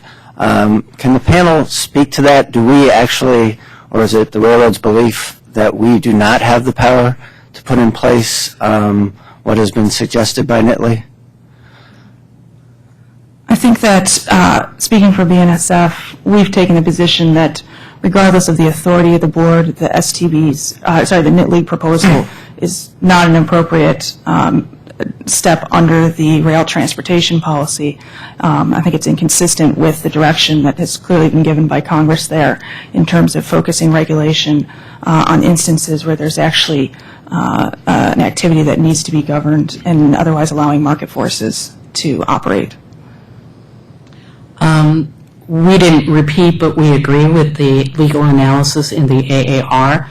I would say we certainly do not question that the board has statutory authority in a particular instance to impose reciprocal switching. The key difference we have with what the NITLE is proposing is they're basically saying we're going to come up with these conclusive presumptions for a large number of stations and a large number of carloads where you get a pass in basically the high passenger lane when statute written by Congress envisioned doing this on a case-by-case basis. And we think that there is a fundamental disconnect there, which is in fact contrary to the law and the congressional policies that are out there, as well as your prior decisions. And following up on that, would it be your position that the way this works, and I think the term winners and losers have been, us choosing winners and losers was used by the railroads, would you consider that to be an arbitrary use of our powers? Is that more or less what you're getting at? I think it would certainly be a troubling use of your powers. I think that the question came up previously, aren't there winners and losers already? I think if by that, people were talking about the fact that, yes, there are shippers who have access to two carriers and access to one carrier. That has been a result of where they've located. This would be something that's very different, I think, than what the board has previously done, which is creating a new category of winners and losers by virtue of implementing a remedy that really doesn't have reference to any actual individualized issues, competitive service otherwise that a shipper is experiencing. And I think panels yesterday identified there's some real impacts to that in terms of shippers. I would like to actually go back to some of the points that Jill made during her presentation. The 240% as you've got market power, and if it's under 240, you may not have market power, and that as a threshold, that's absolutely arbitrary. I have not seen any evidence in this record that basically says based on a revenue to variable cost ratio, which, by the way, can change based on system-wide costs, tells you anything about the particular market circumstances of that individual customer. To my mind, it's a very clear example of something that is arbitrary. Okay, and putting aside what I just asked about whether or not like 240 is arbitrary or if the mechanism itself is arbitrary, but yesterday I mentioned with respect to service, I know that's a serious concern of yours and for good reason. What if, and I mentioned this yesterday, if we put in place some type of safe harbor for the railroads, so if the incumbent has a rate above 240 and someone brings a case of this nature seeking access, that the railroad could lower their rate, I assume by tariff, and put it below 240, and as a result they're automatically in a safe harbor and not covered. Would that eliminate our service concerns that the panel has presented today? No. Yeah, I was going to say the same thing. I think one of the issues has been highlighted by this panel is that it's not so much the volume of switching, it's where it actually occurs. And so while that proposal might limit the number of places where switching would occur, you could still have switching taking place in some pretty critical places on the network that would have potential service impacts. But I also think, too, the issue with the safe harbor is that it doesn't really fix the sort of arbitrary nature of the starting point of the proposal, which is the 240. You've maybe put a couple protections against that being widespread in terms of the safe harbor, but you still have the issue that you are putting in place a regulatory remedy where it's not really connected to showing that there's some sort of issue that needs to be addressed. And if I could offer, like two practical examples of why 240 would be arbitrary and not make a lot of sense. One example would be, do you really want to have a rule like that basically says you could be forced to a reciprocal switching opening on TIH? The fact is that IRCs, as you're applying it, and for purposes of the market dominance test, I understand why you're doing it, you do an unadjusted IRCs. But it does not reflect the extra handling that is associated with TIH or other hazardous materials, and it certainly does not weigh the risk that we face in handling TIH. Those commodities have historically carried a higher margin because of the cost, because of the risks that are associated with handling it. And so it doesn't make a lot of sense to use a system average costing system to set that kind of basically an informal rate cap. It's basically a backdoor way of doing rate regulation.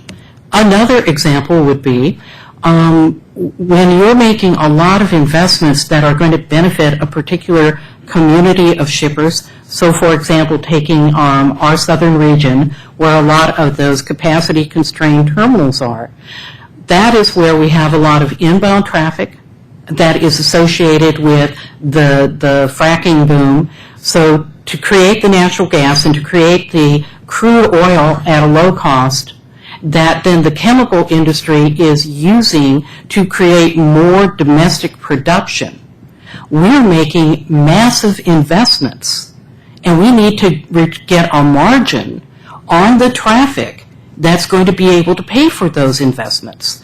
Well, I submit to you that they may not like necessarily seeing it. Nobody likes to see the price they're paying for something going up, but those are customers who should be paying margins that are going to allow us to make this investment in order to meet their transportation needs now and into the future. And that's what I've got as a concern with having an RVC ratio that you're talking about applying across commodities and across our system.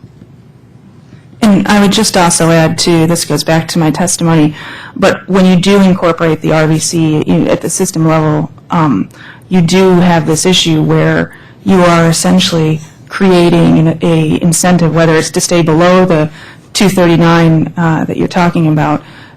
You remove the incentive for carriers to make efficiency investments, because as a result of making an investment that reduces your variable cost, you could actually tip back up over that level. And you haven't changed your rate. It's just because you've made an investment that does reduce your costs. Can I ask a question? I'm having trouble understanding. I guess it seems like you're all looking at it from the perspective of you don't want to lose your current shipper, perhaps, or your current revenue. But why not look at it as a way to get more revenue from more shippers? The people that switch to you, how is that not a potential benefit long term? I can't get past the issues that I talked about, which is more work and less efficiency in a capacity-constrained environment. And it seems to me, and I truly am not one to speak to all the ins and outs of revenue and the legal issues, but it seems to me something that has a net effect of being less efficient at a higher cost and at the same time reducing revenue just can't be a win-win. But on the rest of your system where you do have, I guess, where there's competitive service, you figured out how to make that work real successfully, at least looking at your spreadsheets and what I read. So Collectively, I should say. Yeah, so I think the issue here is, though, again, we're doing something that's less efficient. I mean, it just doesn't make good sense. I mean, I would offer to that as well. I mean, this proposal would absolutely add cost to the rail industry as a whole. It absolutely would make us less efficient because we are adding workload to the system for the same amount of cars. So you can't add significant amount of work and not add the cost of handling those cars, the time, the complexity, the congestion. And our customers are very clear to us that what is going to enable us to grow our business is better transit, better service, better reliability. And until we get there, they are tightly managing inventories in their own systems, right? So they need to be able to depend on if a shipment is scheduled to be there Wednesday, their production schedule requires us to show up on Wednesday. And every time that you add complexity in the system, our opportunity to be there on Wednesday is diminished. And we don't see a scenario where we can effectively grow our business when we are degrading our service product. And most of the markets and sectors of our business that are growing going forward are very service-sensitive markets that are requiring very high levels of predictability, reliability, on-time performance, and transit. It's a network. You can't impact pockets of this system without affecting the system. Again, just to be concrete about it, we are already growing our business. We're going after folks who have traditionally used trucks and barges, and so we're going after that business. We go after folks who may be located on a different railroad by transload, and we have built in or we have provided inducements to customers to build into us or to expand their capacities on our railroad lines as opposed to expanding their capacity at a plant on another railroad line. So we are interested in growing our business, and we are in fact doing it, but we do it with our money or money that basically is paying for that competition where we're sure that we can provide a competitive transportation service. The model of trying to do it in a way that is inefficient and where if you come up with the wrong pricing scheme can have us subsidizing our competition and while making us less competitive is not a way to us to basically advance competition. It is basically taking a step back on competition on several fronts.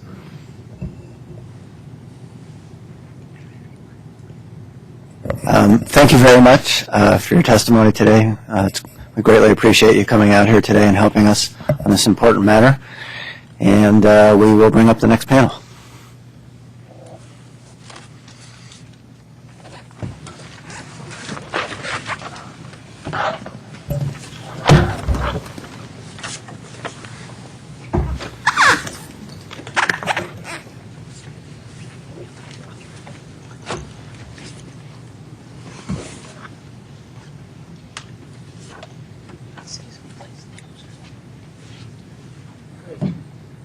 Oh, they're not. Okay, thank you. Thank you.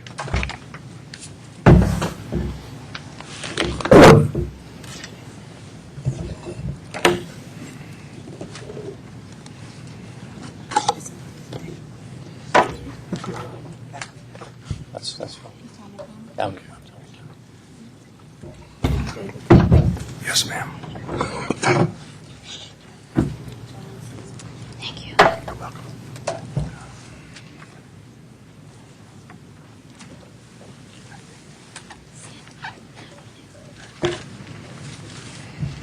David, I'd like to talk to you.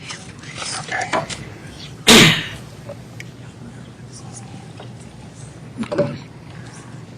That. Oh, excuse me. I just pulled that.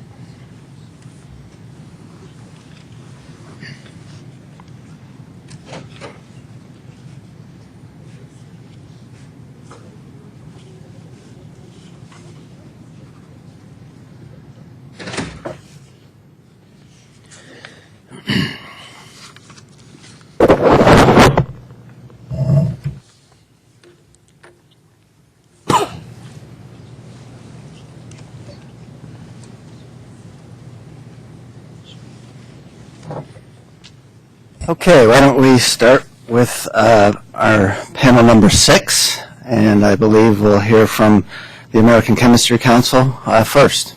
Good morning. I'm appearing today on behalf of the American Chemistry Council because this proceeding is tremendously important to the chemical industry. 3 decades of consolidation in the rail industry has produced rail duopolies in the eastern and the western United States, and perhaps more importantly, it has extended the distance over which many chemical production facilities are captive to a single railroad. As a result of this increased captivity, the rail industry has been able to impose significant rate increases over just a very short period of time. These rate increases reduce the ability of U.S. chemical producers to increase economic output and to create new jobs. The NILs competitive switching proposal has the potential to restore some of the rail competition that has been lost through past mergers. This in turn would establish a fair and reasonable balance between the often conflicting goals of revenue adequacy and effective competition in the Staggers Act. See, first slide, please. Oh, there we go. Since the Conrail acquisition, which was the last major merger that completed the current eastern and western duopolies, rail rates have increased at an unprecedented pace. You saw this slide yesterday with the NITLIG presentation, and I think it's significant to understand in looking at this slide, the Conrail acquisition was basically completed in 2000, but there were a few years of basically digesting service disruptions, et cetera. And also there were several years of board oversight.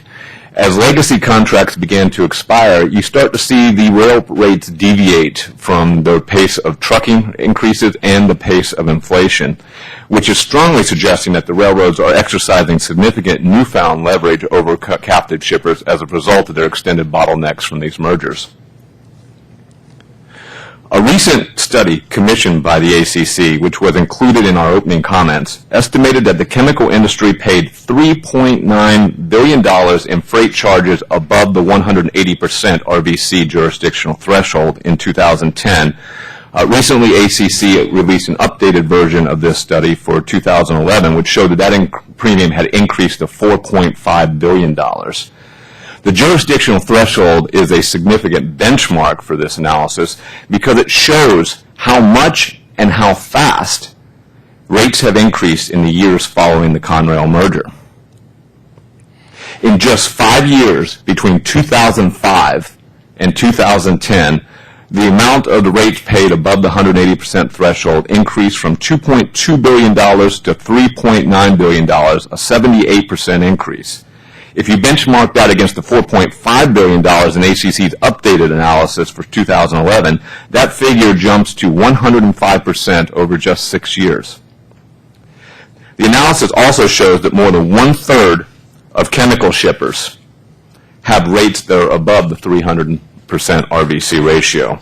This high fraction of rates above 300% confirms the trends that were identified in the GAO and the Christensen Associates reports that have continued and likely have become more pronounced, at least for the chemical industry. This increase cannot be attributed to higher demand because overall carload volume for 2011 was virtually unchanged from 2005 levels. Yet we can see for all traffic on the system, the rail premium above the 180% had increased by over 90%. Comparisons to Canada illustrate the consequences of reduced rail competition for the competitiveness of U.S. chemical producers. Canada has long had interswitching, and interswitching is a far more liberal form of competitive switching than what the NITLIG has proposed. Within this study that was commissioned by ACC, they compared 2010 rail rates to U.S. destinations from Canada origins and from U.S. origins, and found that 40% of the Canadian origin chemical traffic had RVC ratios below 180%, whereas only 23% of the U.S. origin chemical traffic had RVCs below 180%. The competition that interswitching creates at Canadian origins clearly gives Canadian chemical production facilities an advantage over U.S. locations, and competitive switching would do much to level that playing field for domestic chemical producers. Restoring competitive balance to the rail industry would reduce the rate premium paid by chemical shippers and would allow the U.S. chemical industry to increase economic output and create more jobs. The NILs proposal would restore lost competition from 30 years of rail consolidation by breaking some of the bottlenecks, just some of the bottlenecks that have grown increasingly longer with each merger. As a general rule, the ICC Termination Act permits the rail carrier, the origin rail carrier, its long haul. That long haul, however, has increased for most shippers after many years of end-to-end rail mergers. As a result, facilities where the origin carrier's long haul may have been over a relatively short distance now find themselves captive to an origin carrier's long haul that extends several hundred miles, or in some cases even the full distance of the entire route. This extended long haul created by mergers precludes shippers from using competitors that may be available for a majority of the distance. This is a very simple and basic illustration of that example. We have a pre-merger and a post-merger scenario. Pre-merger, the origin was still captive to a single railroad, but that railroad had a fairly short distance to travel before it had to hand it off to Railroad 2 or Railroad 3 for delivery to the destination. So there was competition between Railroads 2 and 3. Post-merger, between Railroad 1 and Railroad 2, Railroad 1 now has a long haul all the way to the destination that completely precludes the participation of Railroad 3 in any of its transportation options. The NILs proposal, if the intersection and the interchange between between the new merged railroad and Railroad 3 would occur within this 30-mile radius, it would reverse that effect and therefore restore that level of competition. I'd like to address a few of the comments that we've heard about service issues, and particularly some of the stuff we've heard this morning. It's easy for the rail industry to cherry pick and create doomsday scenarios from this. They have no incentive to acknowledge or even identify those scenarios within their systems where efficiencies might be improved. But I think, and they've also left off the question of at what levels do these doomsday scenarios kick in?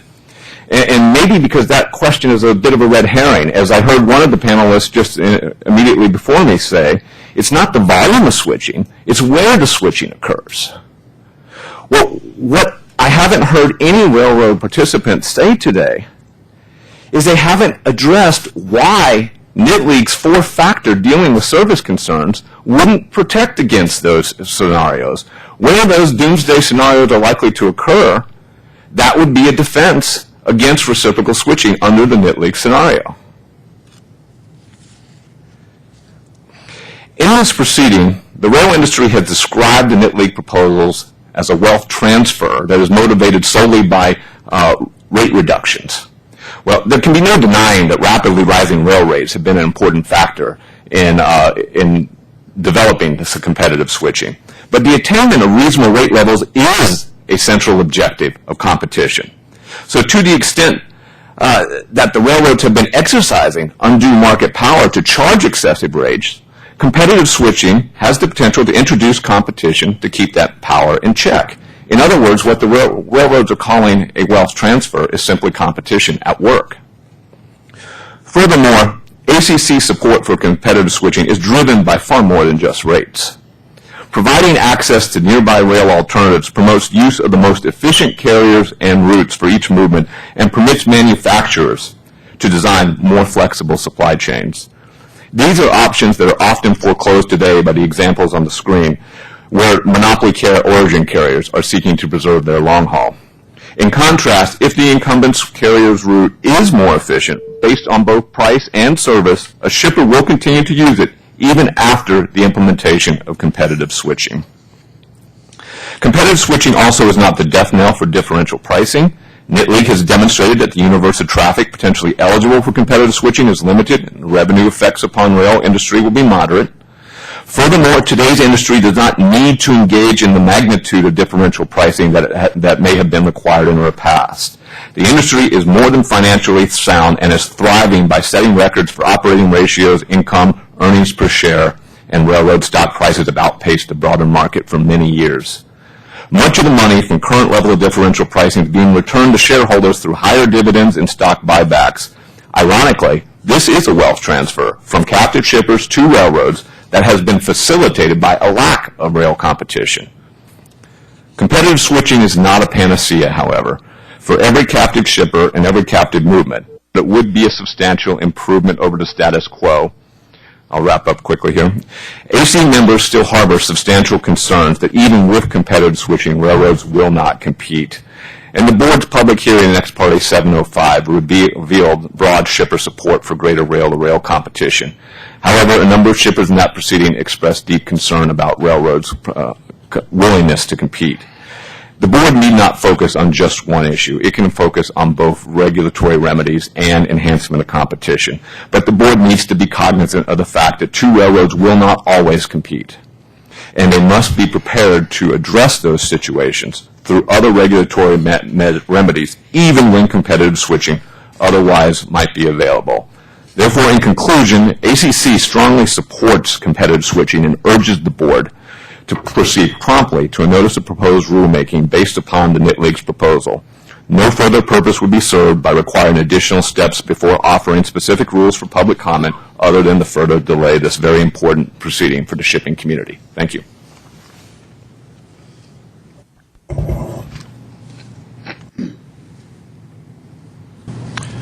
Good morning, Chairman Elliott, Vice Chairman Begeman. My name is Eddie Johnston. I've worked for the DuPont Company for 33 years. I'm here today representing DuPont, a leading science company, and the Chlorine Institute, where I serve as chair of the board committee on rail issues. I appreciate the opportunity to address you this morning. I'm pleased that the board is open to considering proposals that would improve rail competition. Today, our nation's railroads are healthy, profitable, and actively reinvesting. Their improved profitability results from improved productivity on one hand and virtually unrivaled pricing power on the other. During the recent economic recession, rail rates escalated at 3 times the rate of inflation. Railroading is once again a great business. America's farmers and manufacturers like DuPont, who pay these increasing prices, are too often faced with no choice for rail service. Rail-to-rail competition has disappeared for most of us. Dramatic consolidation, the emergence of dominant regional carriers, has left 3/4 of all ship points captive to a single railroad. Captive shippers enjoy neither competition nor the dynamics of free market forces for transportation. At the same time, rail is the safest or only practical mode of transportation for many shippers. These shippers and their customers need greater competition. Competitive switching in this proceeding aims at increasing competitive access over existing infrastructure. It is a step in the right direction. As the board considers this proposal, I urge you to recognize that competitive switching rules stop short of actually creating competition. They make competition possible. Unless the invitation to compete is met with a willingness to compete, shippers will not benefit by rates that are set by market forces. And so the board must not interpret competitive switching rules as creating competition per se. There are 3 important implications that flow from recognizing the distinction between competitive switching rules and actual competition.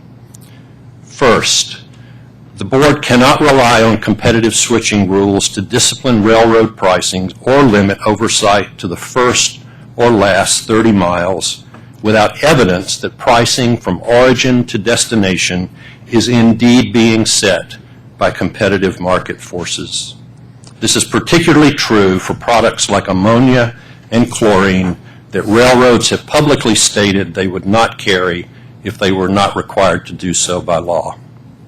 Second, the board should make clear that the mere existence of competitive switching rules does not disprove market dominance in a rate case. If railroads able to compete choose not to compete under competitive switching rules, just as they are doing today, shippers are exposed to market dominance and its attendant rates. The opportunity to bring a rate case challenging unfair rates must be preserved with or without revised competitive switching rules. Finally, I urge the board to require all railroads falling under the conditions of these rules, both the incumbent railroad and all competing railroads, to provide tariff rates when shippers are faced with no acceptable contract offers. Although this provision may not stimulate competition, shippers would retain the remedy of bringing a rate case before the board. You've heard extensive testimony on rail competition through Ex Parte 705, 714, 715, and now this proceeding. I encourage you to examine that whole record for opportunities that create greater rail-to-rail competition. In conclusion, I urge the board to proceed to rulemaking on competitive switching with the following recommendations. Recognizing that competitive switching cannot be interpreted as creating competition per se, the board should not lessen its oversight over end-to-end rail rates. The board should unambiguously disallow the use of competitive switching rules alone as a defense against market dominance in a rate case. And the board should require all railroads subject to competitive switching rules to provide tariff rates when a shipper is not able to obtain a reasonable contract offer. These measures will help preserve the rights of shippers to challenge unreasonable rail rates while creating additional competition for some. Thank you again for the opportunity to appear today.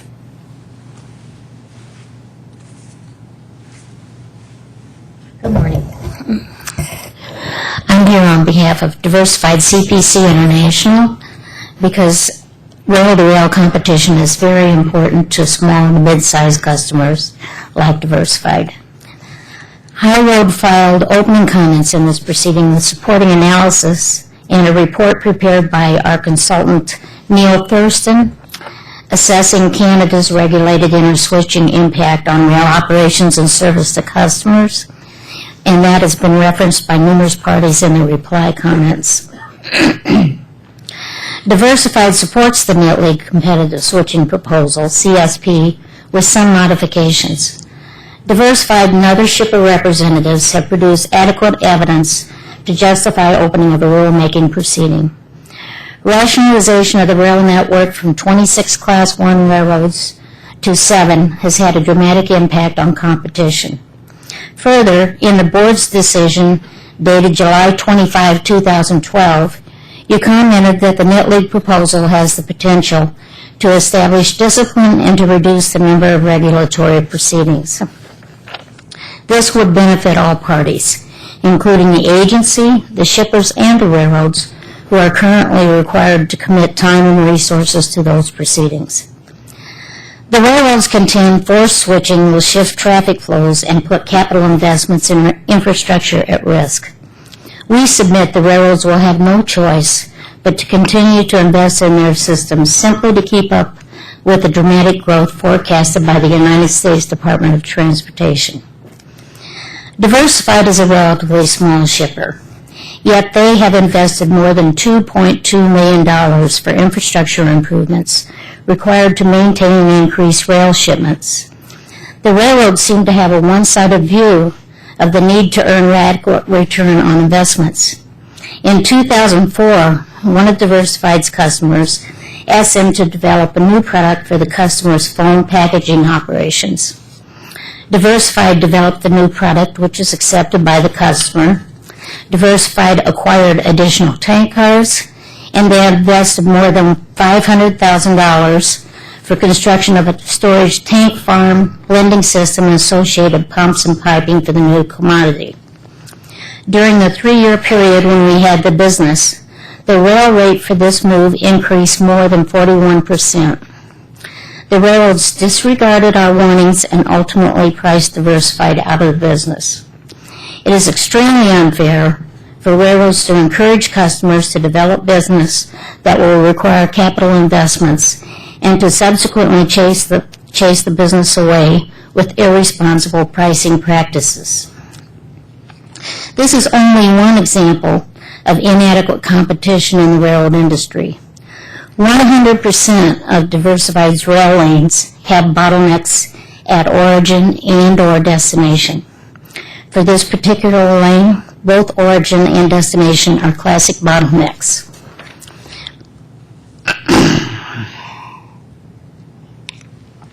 While we have not developed a plan to request competitive access, we believe it is possible that simply having an option to open industries to reciprocal switching would create a competitive environment that will serve the public interest. My railroad career started in 1969. As a railroad marketing officer, I had the privilege to learn while working in a regulated industry and to subsequently compete aggressively in a deregulated environment. We competed in a number of ways, developing marketing and pricing strategies, and we implemented strategies to improve the efficiency of the railroad's locomotive and railcar fleets. And there's no question that competition was a motivator to drive efficiency into the railroad's networks. Based on my experience, I submit that one of the many benefits of CSP will be the continuing development of productivity initiatives that will result in more efficient operations and quality service. The railroad party's allegations that service will decline and costs will increase if CSP is approved is without foundation. First of all, a single line route is not always the most efficient route.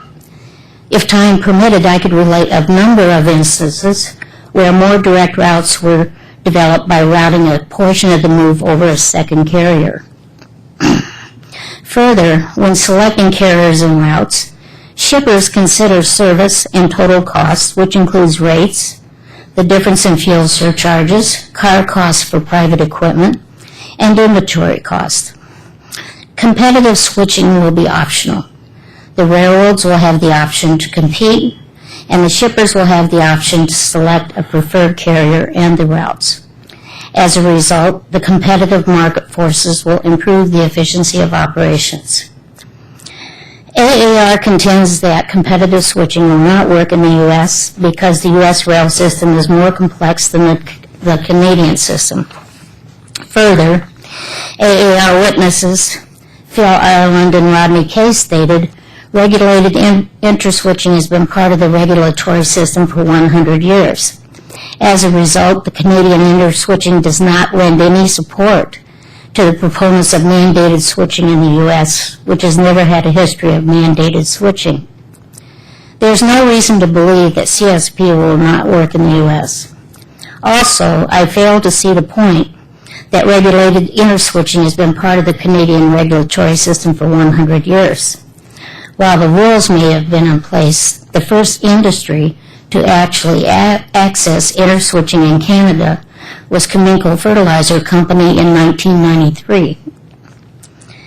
Some of the railroads in their reply statements reference the Thurston report, which suggests that Canadian interswitching has had a negative impact on railroad operations. However, those statements were taken out of context. The remainder of this section of Thurston's report reads, such switching activities are part of the everyday life of railway operations. For without such operations, mainline functions would not occur in an efficient manner. One might consider such demands on the railway system would lead to inefficiencies and significant negative impacts on railway operations, but such outcomes do not appear to be apparent. Over the past 10 to 15 years, both CN and CP have driven forward and achieved significant productivity and efficiency gains. Union Pacific's railroad stated they would not have proceeded with a series of consolidations that created the current UP system had they been conditioned at the time by the Knit League proposal. UP consolidated 6 railroads into a single system. UP's statement appears to support a theory that the consolidation of the rail industry and the creation of monopolies was strategic and intentional, and underscores the need for the board to take corrective action. AAR stated, "It is impossible to know in advance how much switching would occur if the NILs proposal were adopted." AAR is correct from the standpoint we would be forging new ground. Also, the incumbent railroads will influence the number of shippers that will actually access competitive switching. However, we have learned from experience that we can predict behavior based on history. Canadian interswitching has been successful. It has established discipline in the industry without any apparent negative impact on railroad efficiency, and it has not decreased customer satisfaction. The report attached to High Road Consulting's opening comments, authored by Thurston and NILs witness Tom Mayville, presented a history of the development of interswitching in Canada and evidence that the Canadian railroads have thrived since interswitching was established. We submit the board should modify the proposal before issuing proposed competitive switching rules. The process should be simplified, the same or similar to the Canadian model. Shippers should not be required to pass a test to access competitive switching, a process that would require shippers to assume the cost to retain transportation attorneys and consultants to initiate proceedings that will require proof of market dominance and proof that rates exceed a designated RVC threshold would not be a practical alternative for small to mid-sized customers like Diversified. This should not be a privilege reserved for very large industries that have significant financial resources to take on such an initiative. Instead, the process should be simple and automatic as it is in Canada. I'm nearly done. However, if the board elects to include in the new rules procedures that include calculation of a regulatory benchmark, the benchmark should be fair to all parties. We contend that regulatory threshold should be consistent with that in place for other STB proceedings, and that is 180%. However, the problem with IRCS continues to exist. IRCS needs to be updated or replaced as it produces costs that are not accurate and the costs are grossly overstated. The Canadian Board of Railway Commissioners in 1918 ruled that interswitching is a right, not a privilege. We encourage the board to initiate a rulemaking proceeding and to amend the NILs proposal to simplify the process with the objective to increase competition in the rail industry for all shippers, not just a privileged few. Good morning, Chairman Elliott and Vice Chairman Begeman. I'm Dave Kepler, and I'm Executive Vice President with the Dow Chemical Company. And I really appreciate the opportunity to testify today on competitive switching. I think it's one of the important steps towards achieving a competitive rail transportation system, one that we all feel is worth continuing to invest in. Dow is an American manufacturing company that is making investments that will create higher quality jobs for our country. Nearly 800,000 Americans rely on the chemical industry for employment, and for every one of these jobs, there's another 6 jobs that are created in the U.S. economy. And so Dow, with others in our industry, are working hard to ensure that we have the right competitiveness through the right policy in energy, education, regulatory, and infrastructure policy. The U.S. needs sound policy and a comprehensive strategy for the transportation sector and investment in its infrastructure if we are to improve the global competitiveness of the U.S. manufacturing sector. It's in our interest to make sure the policy continues to have and encourage investment in the rail sector. The rail industry has undergone multiple rounds of consolidation that has been mentioned earlier, down to 7 railroads today. This has resulted in fewer choices for shippers and much longer bottleneck segments that really limit and close down options for shippers. Regulatory policies has accepted this reduction in competition in favor of promoting railroad revenue adequacy. But with the level of railroad consolidation that has been allowed, it is overdue to establish a greater balance for supplier options. The U.S. rail system enables the American manufacturer to move product at scale. Therefore, U.S. rail policy should not put a captive manufacturer at disadvantage versus, say, importers that have a choice of competitive entry points. The chemical industry, for example, pays on average 20 to 30% higher than it pays at competitive locations with less service options. Importers can choose their points of entry based upon competitiveness at rail rates that reap the benefits of this differential. It also limits other carriers from taking that differential and reinvesting in other options and services. The magnitude of this is hardly justified in the revenue performance that the rail industry has today. So we believe that there's a responsibility today, along with the tools we have, to address the current competitive imbalance between shippers and railroads. Those include promoting this switching to address captivity over short distances, establishing bottleneck rates, and making sure the rate case process becomes more accessible by reducing the cost, time, and effort of these cases. The board developed its current standards for reciprocal switching back when the rail industry was struggling financially, and frankly, the market power was more dispersed. But after 30 years, that situation has changed dramatically. As I noted at the outset, there was significant rail consolidation since the 1980s, which means even more market power and scale for the railroads, and that actually should mean more service options for the shippers, not less. And we don't have that today. According to the recent staff report from the Senate Committee on Commerce, Science, and Transportation, the rail industry regularly and consistently has been setting records for operating ratios, operating income, and shareholder earnings. This evidence demonstrates that a major goal of the Staggers Act to rehabilitate railroad financing has been achieved. The fact now enables the board to give greater attention to the other major goal, the promotion of effective competition among railroads, which has yet to be realized.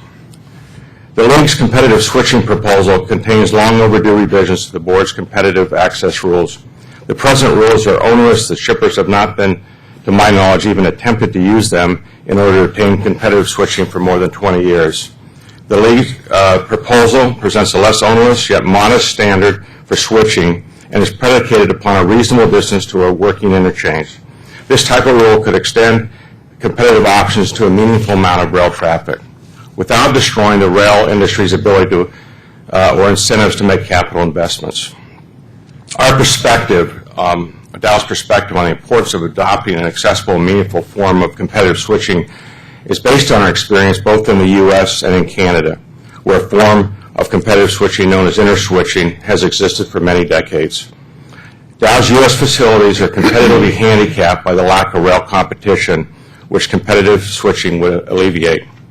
In North America, we operate a fleet of over 20,000 rail cars and carry over 110,000 rail shipments to over 2,100 of our customers annually from multiple North American production facilities, some of which are open and others closed to the competitive rail service. On the whole, Dow and his customers are impacted since we are one of the largest captive chemical shippers in the country. Dow's largest plants in Freeport, Texas, Plaquemine, and Taft, Louisiana, represent over 58% of Dow's U.S. origin rail shipments. All are captive to the same railroad. And 80% of Dow's U.S. destination shipments are captive to one railroad. Thus, even if the board were to adopt the League's proposal, a significant part of our traffic would continue to be captive, yet we still support the League's proposal for the portion of traffic that it would benefit. We support this competitive switching. It's based on our experience in Canada, which has been a more constructive and balanced approach. We operate major facilities in Western Canada and really have benefited through Canada's interswitching regulations. As a result, Dow sees a fairer system with the ability to foster rail competition that improves service, routing options, and actually has increased investing by the railroads and the shippers with that type of system. As I noted on the outset of my remarks, there will be a renaissance in American manufacturing that can create new investment and job opportunities, that a competitive transportation system is key to continuing that trend. Competitive switching is one step that will help bring us closer to promoting competition for shippers and rail transportation and promises to improve rail service, provide better routing options, and establish competitive rates, all of which are important for American manufacturers to be competitive in the global marketplace. Just as railroads are doing, Dow is making significant investments in capital improvements and expansions. We have announced a $4 billion investment to expand our largest integrated sites in the U.S. Gulf Coast. Because those locations are held captive to a single rail carrier, our captive rail volumes will increase.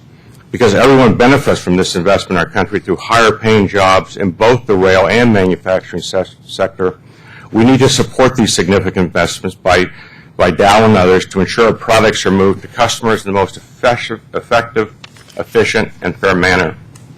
In fact, the existence of competition, Dow believes, will result in the development of new and more efficient routing. So our premise is that this actually will simplify and improve services and encourage investments. And I don't have a slide with me, but if I look at one example, in our Louisiana rail supply chain, Dow estimates that competitive switching would remove 1 million miles from its supply chain for an average reduction of 200 miles per shipment. So in reality, when we use the airport analogy, it's not just the complexity to the interchange. The reality is we can take in the long haul a lot more simplification and actually reduce complexity and shipment, which results in more efficiency in our supply chain and the railroads. For this reason, Dow is asking the board to act upon the League's competitive switching proposal by initiating a notice of proposed rulemaking. Thank you. Chairman Elliott, Vice Chairman Bigeman, my name is Philip Ryan. I'm Director of Logistics for Riga Polymers, Charlotte, North Carolina. I hold commercial logistics responsibilities for Indorama Ventures Oxide and Glycols, Bayport, Texas, StarPet Inc. in Ashburn, North Carolina, AlphaPet Inc., Decatur, Alabama, Riga Polymers Inc., Spartanburg and Greer, South Carolina. All four Indorama companies are captive shippers. I have over 35 years of logistics experience in general and chemical and plastics transportation experience in particular. Previous employers include Allied Chemical, City Service, A.E. Staley, Ashland Chemical, Degussa Corporation, Airstick Chemical, Kerr-McGee Chemical, and Vista Koch Industries. I've served two three-year commissions as a member of the Pennsylvania Governor's Rail Freight Advisory Committee under Thomas Ridge, representing the chemical industry for the state of Pennsylvania. I appeared before the Surface Transportation Board during the Conrail merger, representing the chemical and plastics industries, and served on the Conrail Transaction Council after the CSX and NS acquisition of Conrail was completed. My experience predates the Staggers Act, shipper-railroad contract negotiations, and railroad mergers that followed. I have direct experience in two reasonableness cases. I am accompanied today by Mr. Tom O'Connor of the Tom O'Connor Group, who has assisted in the preparation of the testimony being provided today and is available also to respond to questions. It is a pleasure and a privilege to appear before the board today representing Indorama Ventures companies. Thank you for the opportunity.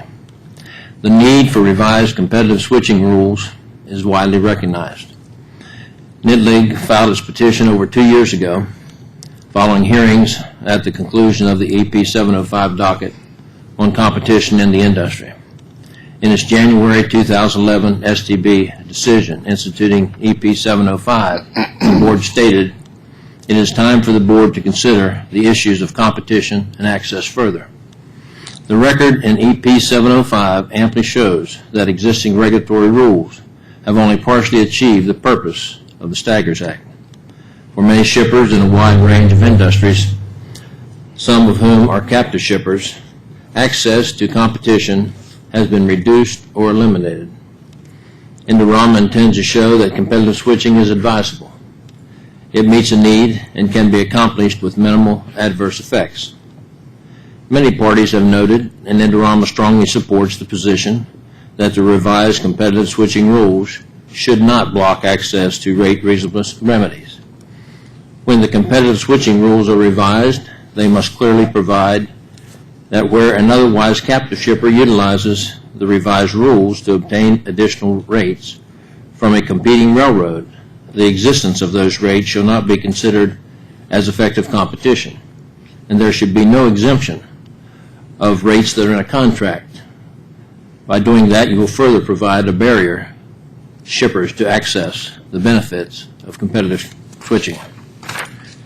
Railroads sometimes have shown tendencies to serve their own interest to the diminishment of captive shipper interest and the public interest. Examples of favoring railroad interest over captive shipper interest and the public interest include excessive rates and charges, paper barriers, over-recovering fuel surcharges, restricted routing, and other techniques that impede access to more reasonable rates. Indorama Management's experience spans the time period including passage and implementation of the Staggers Act. We have observed often that as competitive alternatives decrease, rates increase. The proposed revised competitive switching rules can serve to mitigate some of the adverse effects of this loss of access to competitive alternatives. Indorama operates extensively in both the U.S. and Canada. In our experience and observation, the Canadian competitive switching process operates effectively. It provides major benefits and does not result in adverse effects. The record in Ex parte 711 shows that potential impact on railroad revenues and traffic volumes would be relatively small. USDA and USDOT each independently found that the impact on railroad revenues and traffic volumes would be relatively small. Analysis entered in evidence indicate that while 37% of CN and CP traffic was eligible for interswitching in 2011, less than 4% of the Canadian traffic is interswitched annually. This also indicates that the proposed competitive switching will have a minor impact on railroad revenues and volume. Indorama expects that the costs related to interswitching will be offset by additional revenues. The remaining net cost, if any, can be shared with the shippers involved. Indorama is open to the idea of sharing the cost of gaining access to competitive rail switching. Indorama supports the Knit League proposal, which will help remedy several issues centering on access to competition while recognizing and accommodating the ongoing need for railroads to maintain adequate financial strength and continue to build efficiency and productivity. A reasonable access price can be developed for use in competitive switching. Indorama supports the use of a mutually agreed trackage rights fee or haulage rights fee for covering the costs associated with reaching the competitive switching carrier. Both trackage rights fees and haulage rights fees are well-established concepts in the rail industry. If the parties in a given switching access situation cannot agree to such fees, we recommend that the board prescribe a reasonable access fee. My testimony today focuses on two principal commodities transported for Indorama. These commodities are PET and MEG. Tom O'Connor Group has analyzed the 2011 board's confidential waybill file made available for us in this proceeding. Moreover, the Tom O'Connor Group has analyzed and will also rely on analysis of Indorama data. Indorama will present charts showing aggregate summaries of PET and MEG, the two major Indorama commodities, as well as other Indorama products moving along similar routes of movement. The data will be drawn in part from the board's 2011 waybill data. These data are germane to determining the reasonableness of the rates charged or proposed by rail carriers serving Indorama. Indorama previously requested Tom O'Connor Group to review the benchmark and benchmark the level of Indorama rail rates. Analysis for Indorama included rail rates for inbound and outbound movements of MEG and outbound shipments of PET. The methodology we use to calculate variable cost follows the procedures used in the board's rate reasonableness proceedings. We find that the proposed 240 RVC is a reasonable first step guideline. However, our preference would be 180% RVC as presented by other interested parties in this proceeding. In conclusion, analysis of Indorama data found that many of the Indorama lanes produced an RVC greater than or equal to the 100 or 240%. These results support the need for the pro-competitive benefits of the Knit League proposal. Our analysis allay concerns which may be voiced by some parties that the net leak proposal could cause dislocations in markets. The relatively high RVC results indicate that with competitive switching, a competing railroad may secure some additional rail business at rates which are still highly profitable. Practical experience suggests that the incumbent railroad would likely retain the business in many, if not most cases. This indicates that while shippers may achieve modest gains, there would be little adverse impact on other shippers. Our conclusion is that the net leak proposal will have beneficial effects in PET and MEG markets without leading to significant adverse effects on other shippers or the rail system as a whole. The points outlined in this summary support implementation of the net leak proposal, and Indorama recommends that the board do so by granting the net leak petition and instituting a rulemaking to adopt revised competitive switching rules. Thank you for your attention. We'll be glad to answer any of your questions.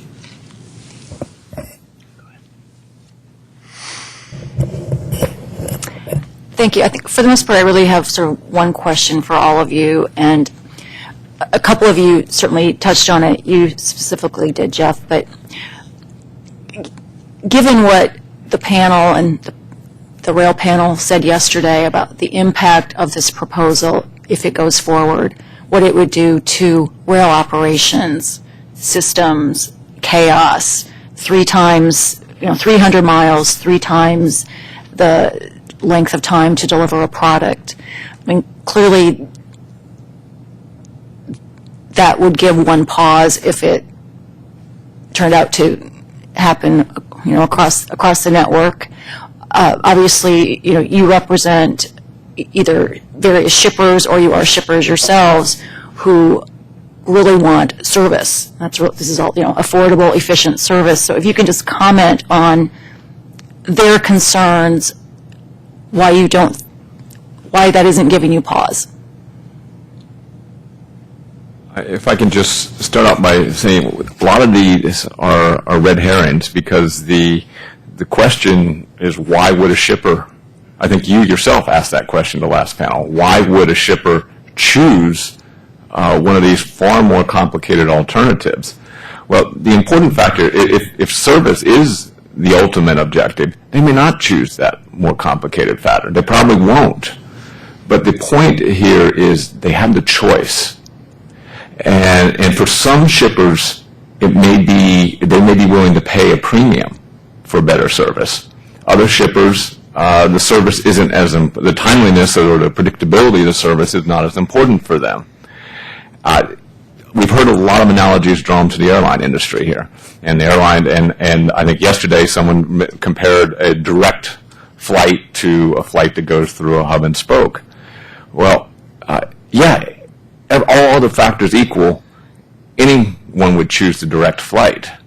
But we still have a lot of passengers out there who choose to fly through connections because they get a better rate that way. And for them, it's not as important to get the direct flight and to pay for the direct flight. And anyone who's flown today typically knows you will pay more for that direct flight versus the cheaper options.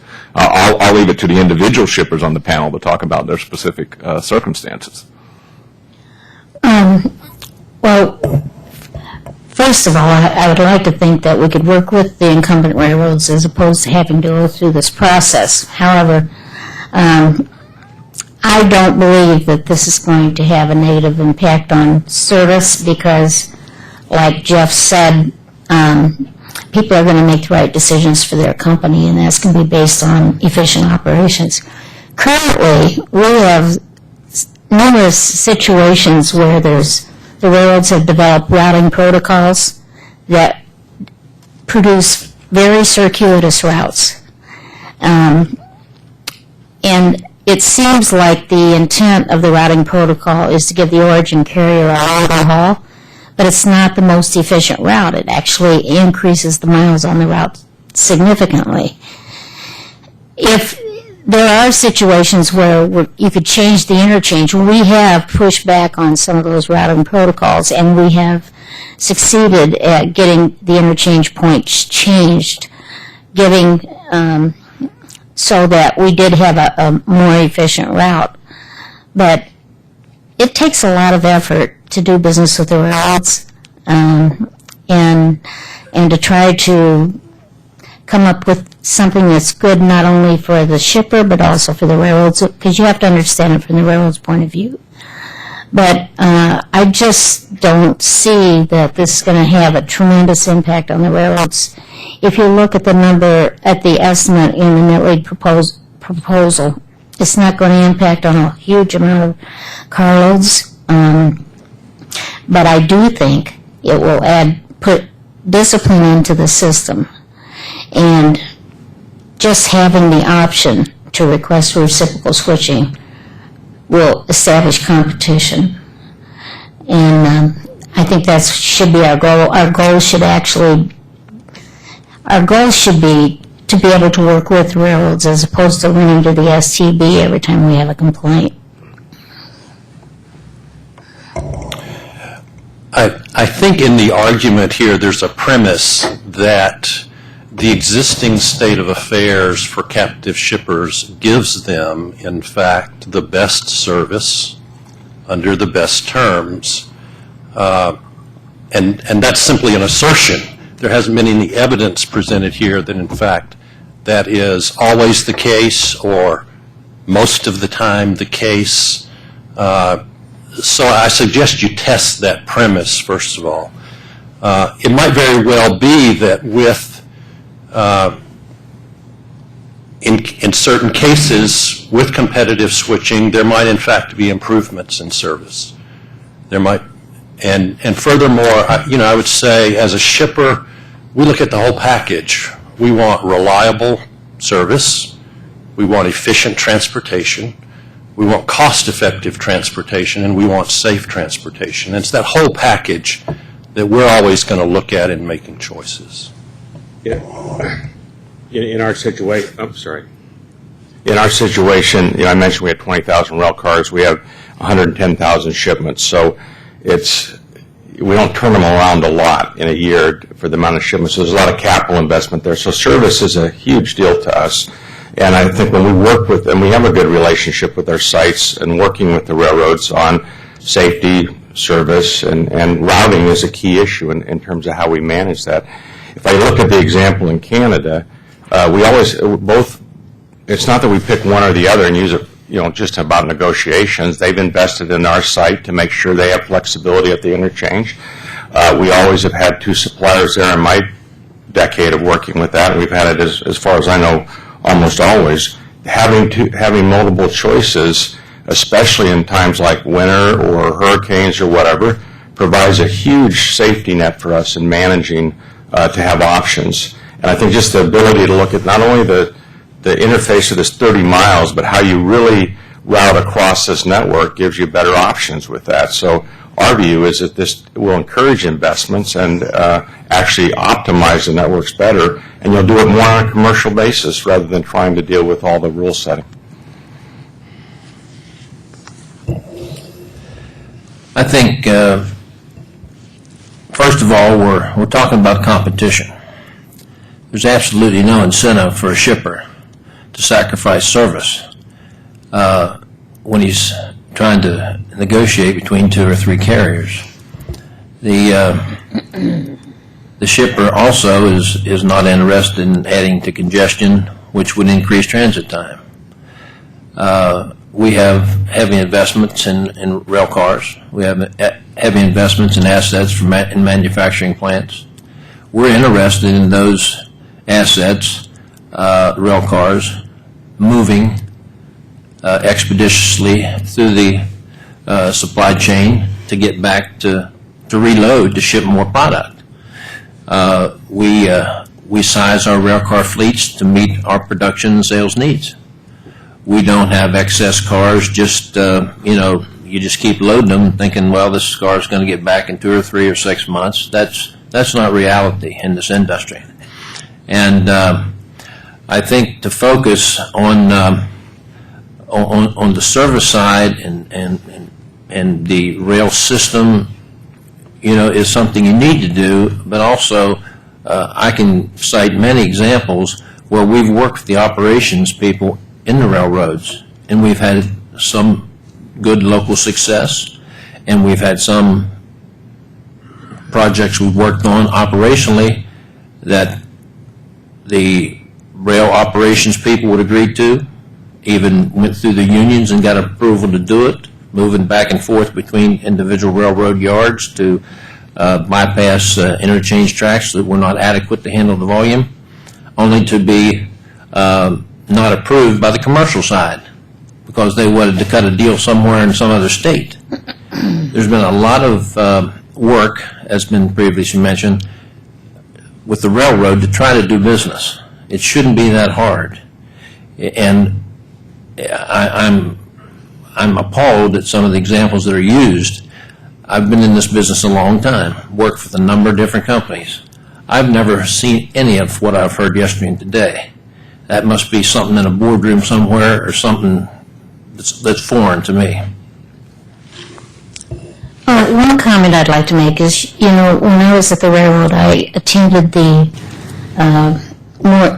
daily morning operating meetings because I had a lot of unit train traffic. And in those meetings, I attended over probably a 12-year period.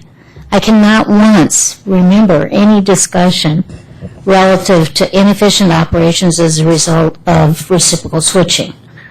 Number two, they do have daily reports of the car inventory on the system, but the purpose of that, of monitoring the number of cars online, is to control the per diem cost that they have to pay to the connecting railroads. Had nothing to do with the impact on operations. It was strictly to control the per diem cost. So I think a lot of the examples that the railroads presented today and yesterday have been like the sky is falling, the world's going to come to an end. I just believe the railroads, it's not that the railroads don't want reciprocal switching per se. I think it's that the railroads don't want any change at all. I'd like to offer a comment as well. I have looked at dozens of companies in detail, and what I find is that when I'm dealing with a captive situation, almost invariably the rates are significantly higher, holding all else equal. And that goes across companies, it goes across railroads. It is almost axiomatic that as the captivity of the traffic increases, the rates go up. As the absence of competition increases, the rates go up. And it's important to be clear about what we're recommending here, what we're evaluating here. As Jeff stated at the outset of this panel, this is a voluntary operation. The NILs proposal would have a couple of preconditions which, if you met them, you would be allowed to ask the competing carrier to offer the service. If asked, the competing carrier might decline to offer. The incumbent carrier might respond with a better deal. You would be allowing the creation of competition, and with it, you'd be solving all sorts of issues that just would never arise. We'd be allowing the market to operate just by dropping that barrier and allowing the question to be asked. Would somebody else like to handle this traffic? That's all we're saying here. That's all we're saying. It's voluntary. No, I think they're saying you have to handle it, aren't they? I'm sorry? Or is it you're saying you have to handle it? I guess there's... No. The proposal, as proposed, would not compel a competing carrier to come in. It would allow the competing carrier to offer its services, which might either be accepted. Well, first of all, they might not be offered. Secondly, if offered, they might not be adequate to the task, and they might not be accepted. Don't you have a common carrier obligation to provide service? Well, sure, there's a common carrier obligation to provide service, but what we have here is a situation where you're preventing that competing common carrier from stepping forward to ask, can I provide this service? That's what we're talking about here in practical effect. And if you have two people competing, you're going to get a better deal. It's almost no question about it. One other comment, please. There was comments made about chaos and not knowing where cars were at. We have systems where we track our cars. In fact, we have some fleets, we have 2 tracking systems on cars. So we know where our cars are at all the time. And if there's a question, we have people that follow those cars daily. That's their job. They interact with the railroads. But we have systems where we know the temperature of a car inside and outside. We know where that car is at. We know what time it was there, date and time. So I'm not sure. Now we've lost cars too. And then we've had to go out to rail yards and find them for ourselves. But the idea that you don't know where your cars are at, those are exceptions. Those are not what goes on every day in our business.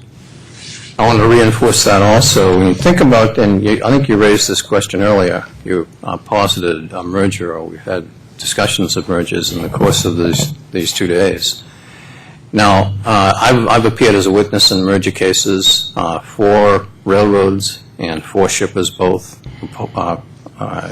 generally analyzing a proposed merger and asking for conditions that would meet specific defects that we found in the merger. Now, what we're talking here is vastly simpler than a merger. And UP has consolidated down from a half a dozen or so to the current UP, and I participated in a couple of the merger proceedings that resulted in the 4 that we now have. The complexity of that kind of an operation is vast, and it's been mastered. They rose to the challenge. They did it.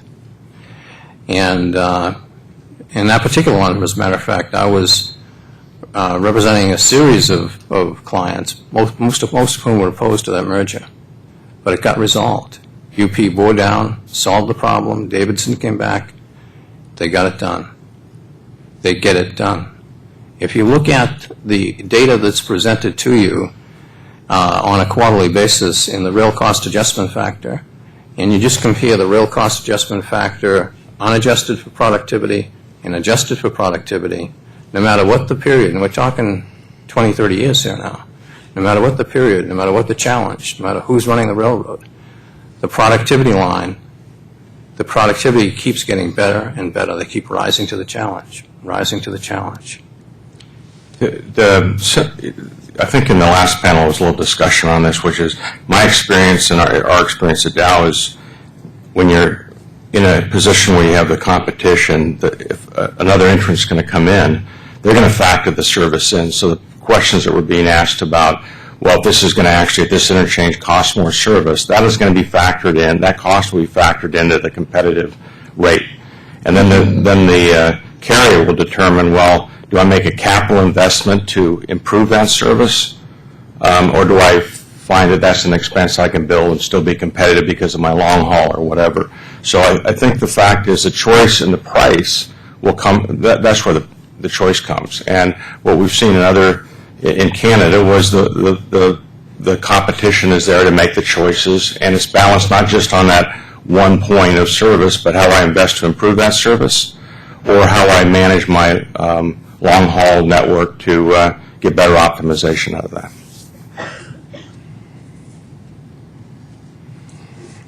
Just a few questions. Some of these things are just to kind of nail down what the proposal is specifically. There still seems to be some confusion with respect to whether exempt traffic would apply, and I probably should have asked the panel yesterday this question when Nitley presented, but maybe Mr. Moreno can speak to that, whether or not that is part of the proposal. I think that's an issue for specific notice of proposed rulemaking. Obviously, the Nitley proposal is predicated on some determination of market dominance, and exempt traffic always has the option to seek a removal of that exemption, either the class exemption or on a movement-specific basis. There is at least language in the current CFR under the exempt traffic section that does suggest that showing a market dominance would basically remove the exemption in these situations. And so that it may already be addressed, although the question is, well, is this market dominance, or is it the market dominance showing that the NILs proposing, or is it the market dominance showing that you require in a rate case, for example? But those are issues that I think are appropriate for to be addressed in a rulemaking proceeding. Okay. Second question with respect to the 75% presumption, I guess. There was some concern raised by, in some of the rail testimony and comments, that that number could possibly be manipulated, and by, I guess, pushing more traffic onto one carrier in these situations and trying to meet that number. I can see, I mean, common sense-wise, that makes sense, but in the real world, is that going to happen, or can it happen? I'd like to comment on that. Sure. Diversified has a plant in Mississippi that's single served by a carrier, and that carrier has been very difficult to work with in terms of establishing competitive rates. And so as a result, that plant has not performed at the level that it was intended when they built that plant in, I think it was the early 90s. They built it. And so as a result, they are doing some local truck moves, but they're not reaching destination markets they had initially planned to meet, to access by rail. So, for example, they have a distribution plant in Miami it's a distribution tank for shipments to the Caribbean. They were thinking, we weren't working for them at the time, they were thinking that they would be able to ship from Mississippi to Miami cheaper than going from the Illinois plant. Well, instead, we're still shipping from Illinois because it's more cost efficient. Bottom line is, we're not going to be able to demonstrate at that plant, even though the rates are unreasonable with the incumbent carrier. We're not going to be able to meet that 75% test, because a good portion of the shipments are going truck instead of rail, and we won't be able to prove market dominance. But in fact, unless things change, that plant is at jeopardy, and the people that are employed down there, their jobs are in jeopardy, because unless that situation changes and unless we get competitive rail rates, it's very possible they'll close the plant.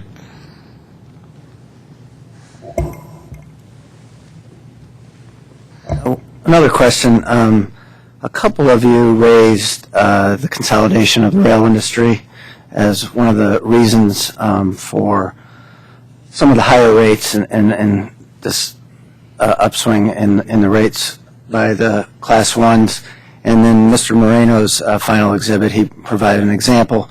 And I haven't been involved in a merger. I think the last one was 96. But wouldn't, in that situation that was laid out here, wouldn't the board have remedied that situation of a 2-to-1 going to, in this situation, by allowing trackage rights out to Railroad 3 in that situation? It's been a while, so I don't remember exactly.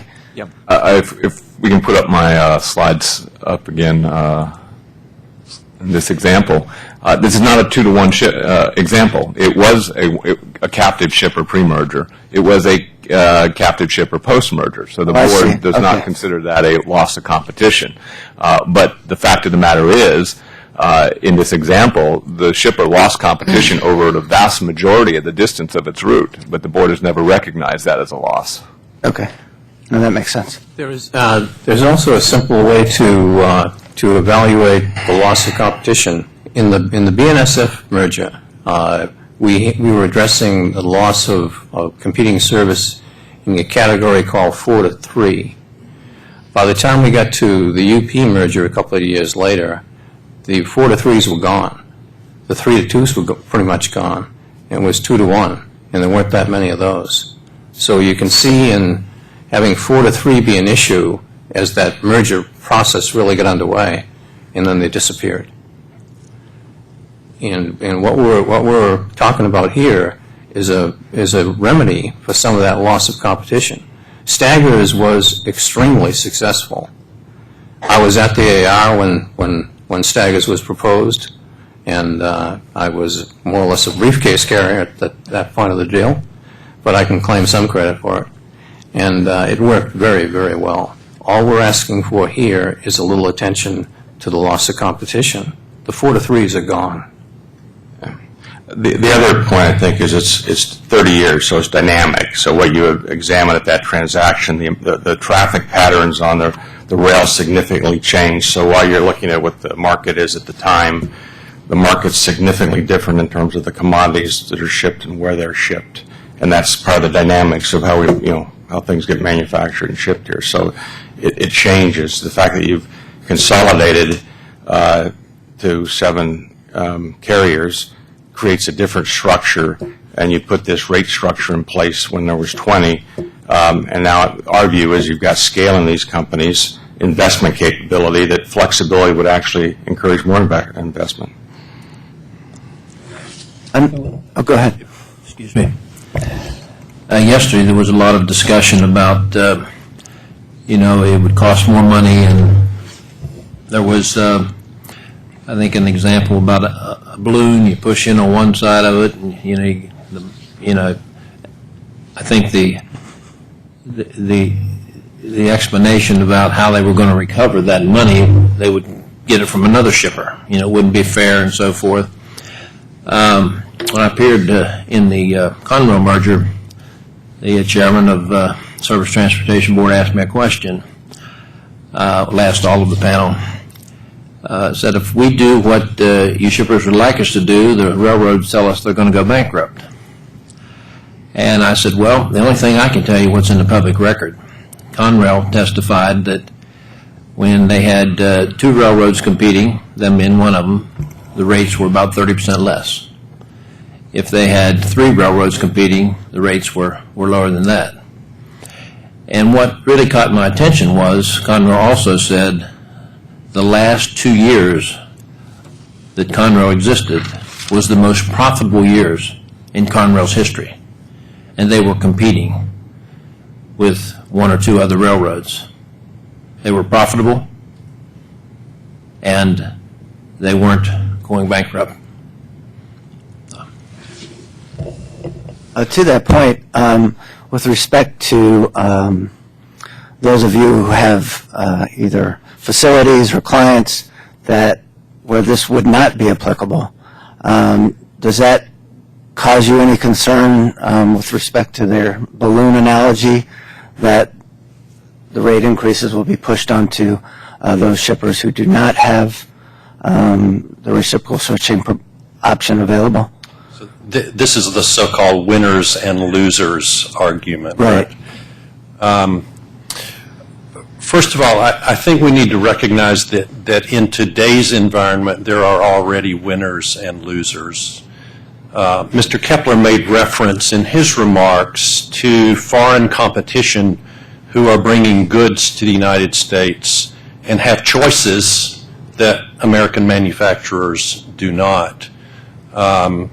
And I would suggest that to some degree, the current regime is creating winners and losers, and in some cases those winners are foreign companies and foreign governments and foreign workers to the detriment of U.S. manufacturers and U.S. workers and the benefit to the U.S. economy.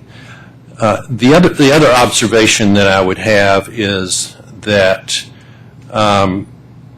some improvement in competition is better than no improvement in competition. And so while some will benefit and others will not, it's time to begin walking down this road. And this is a way to start.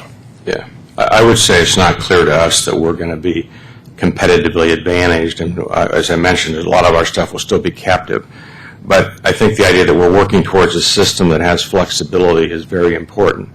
I think the other thing to recognize is that shipments aren't static. So, I mean, we have 30% rail turnover a year in terms of where we ship to based on the customer. So what may be competitively advantaged today may be disadvantaged tomorrow. And that's the dynamics of just how the value chains work here. So I think what we're looking for is something that kind of makes things flexible and clear and transparent, and that can be done on a transaction basis from a shipper to a carrier.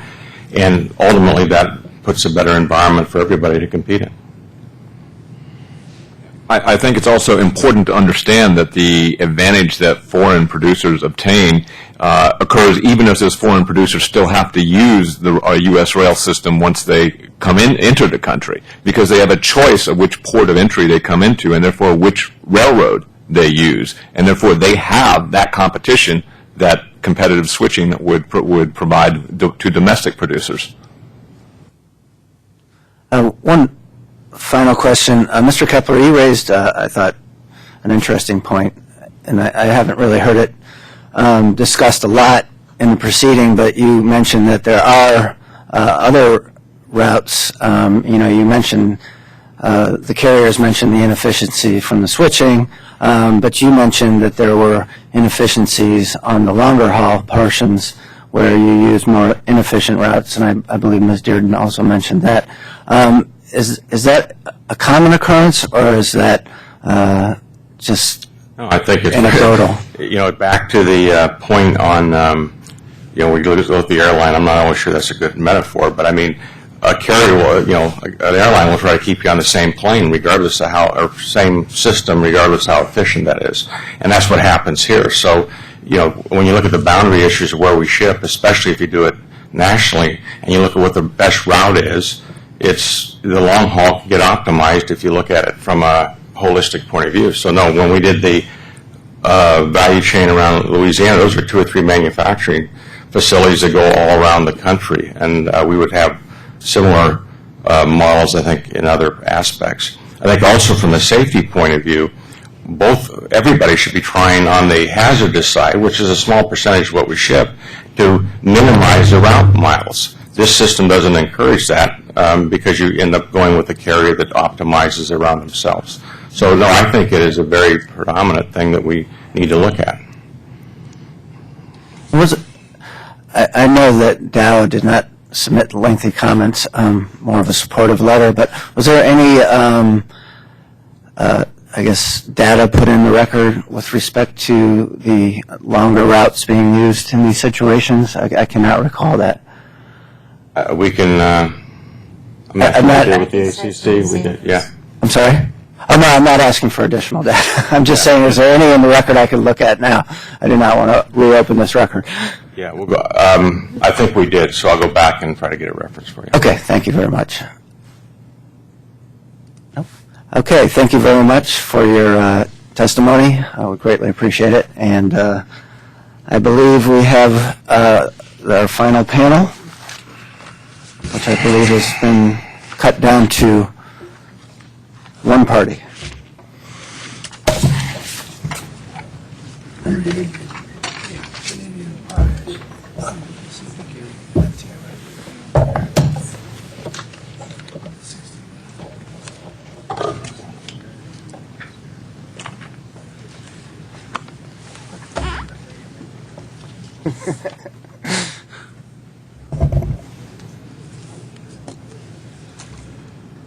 Okay, Mr. McDougall, I believe you are our last party. Yeah, perhaps everything's been said, who knows?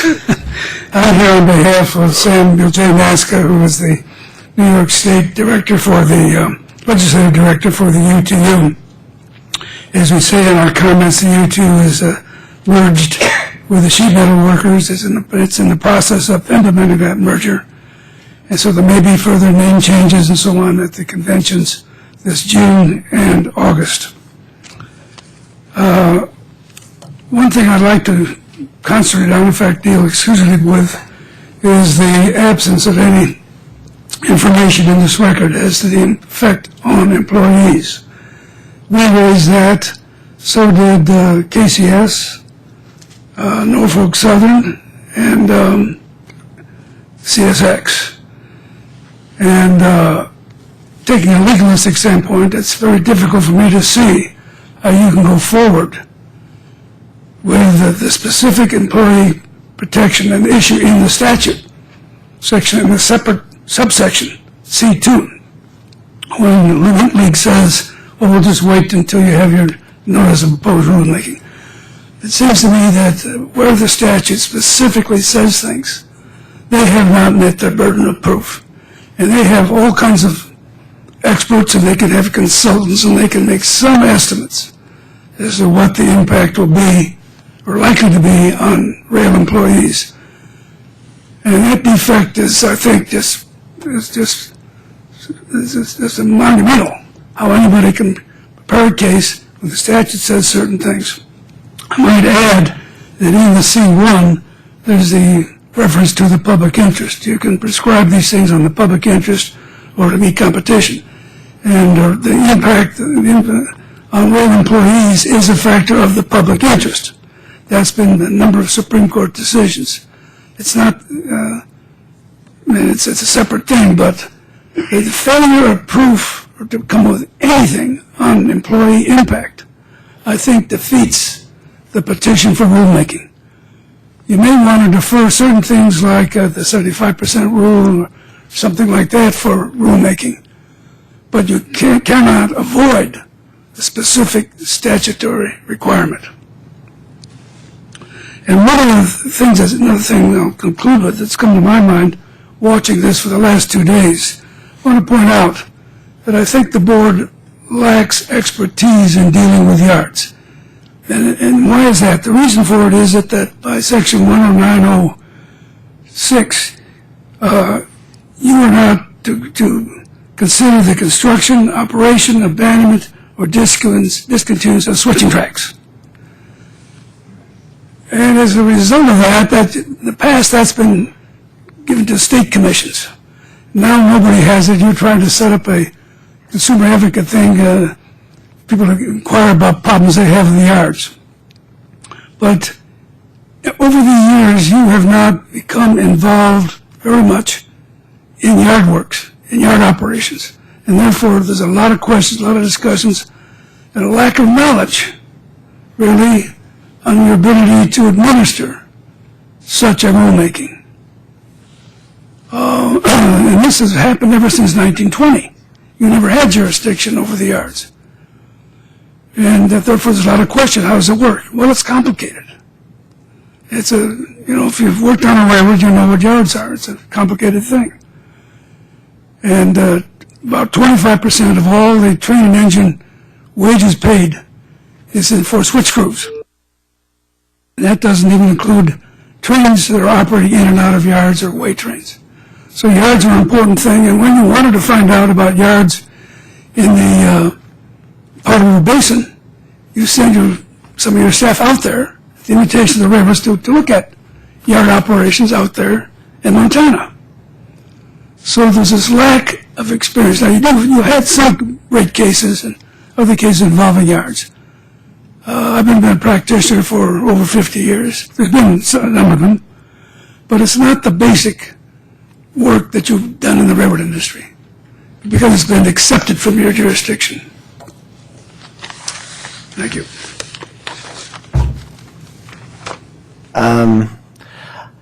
Just one question with respect to the labor protection that is mentioned in the statute.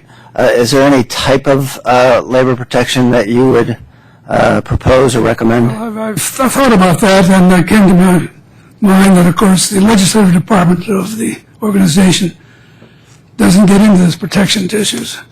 And so the answer has to come if they assign a vice president, because it goes forward. But it would appear that in a terminal situation, there would be problems of New York Dock and the NMW condition. That would be the things which you might pattern things after.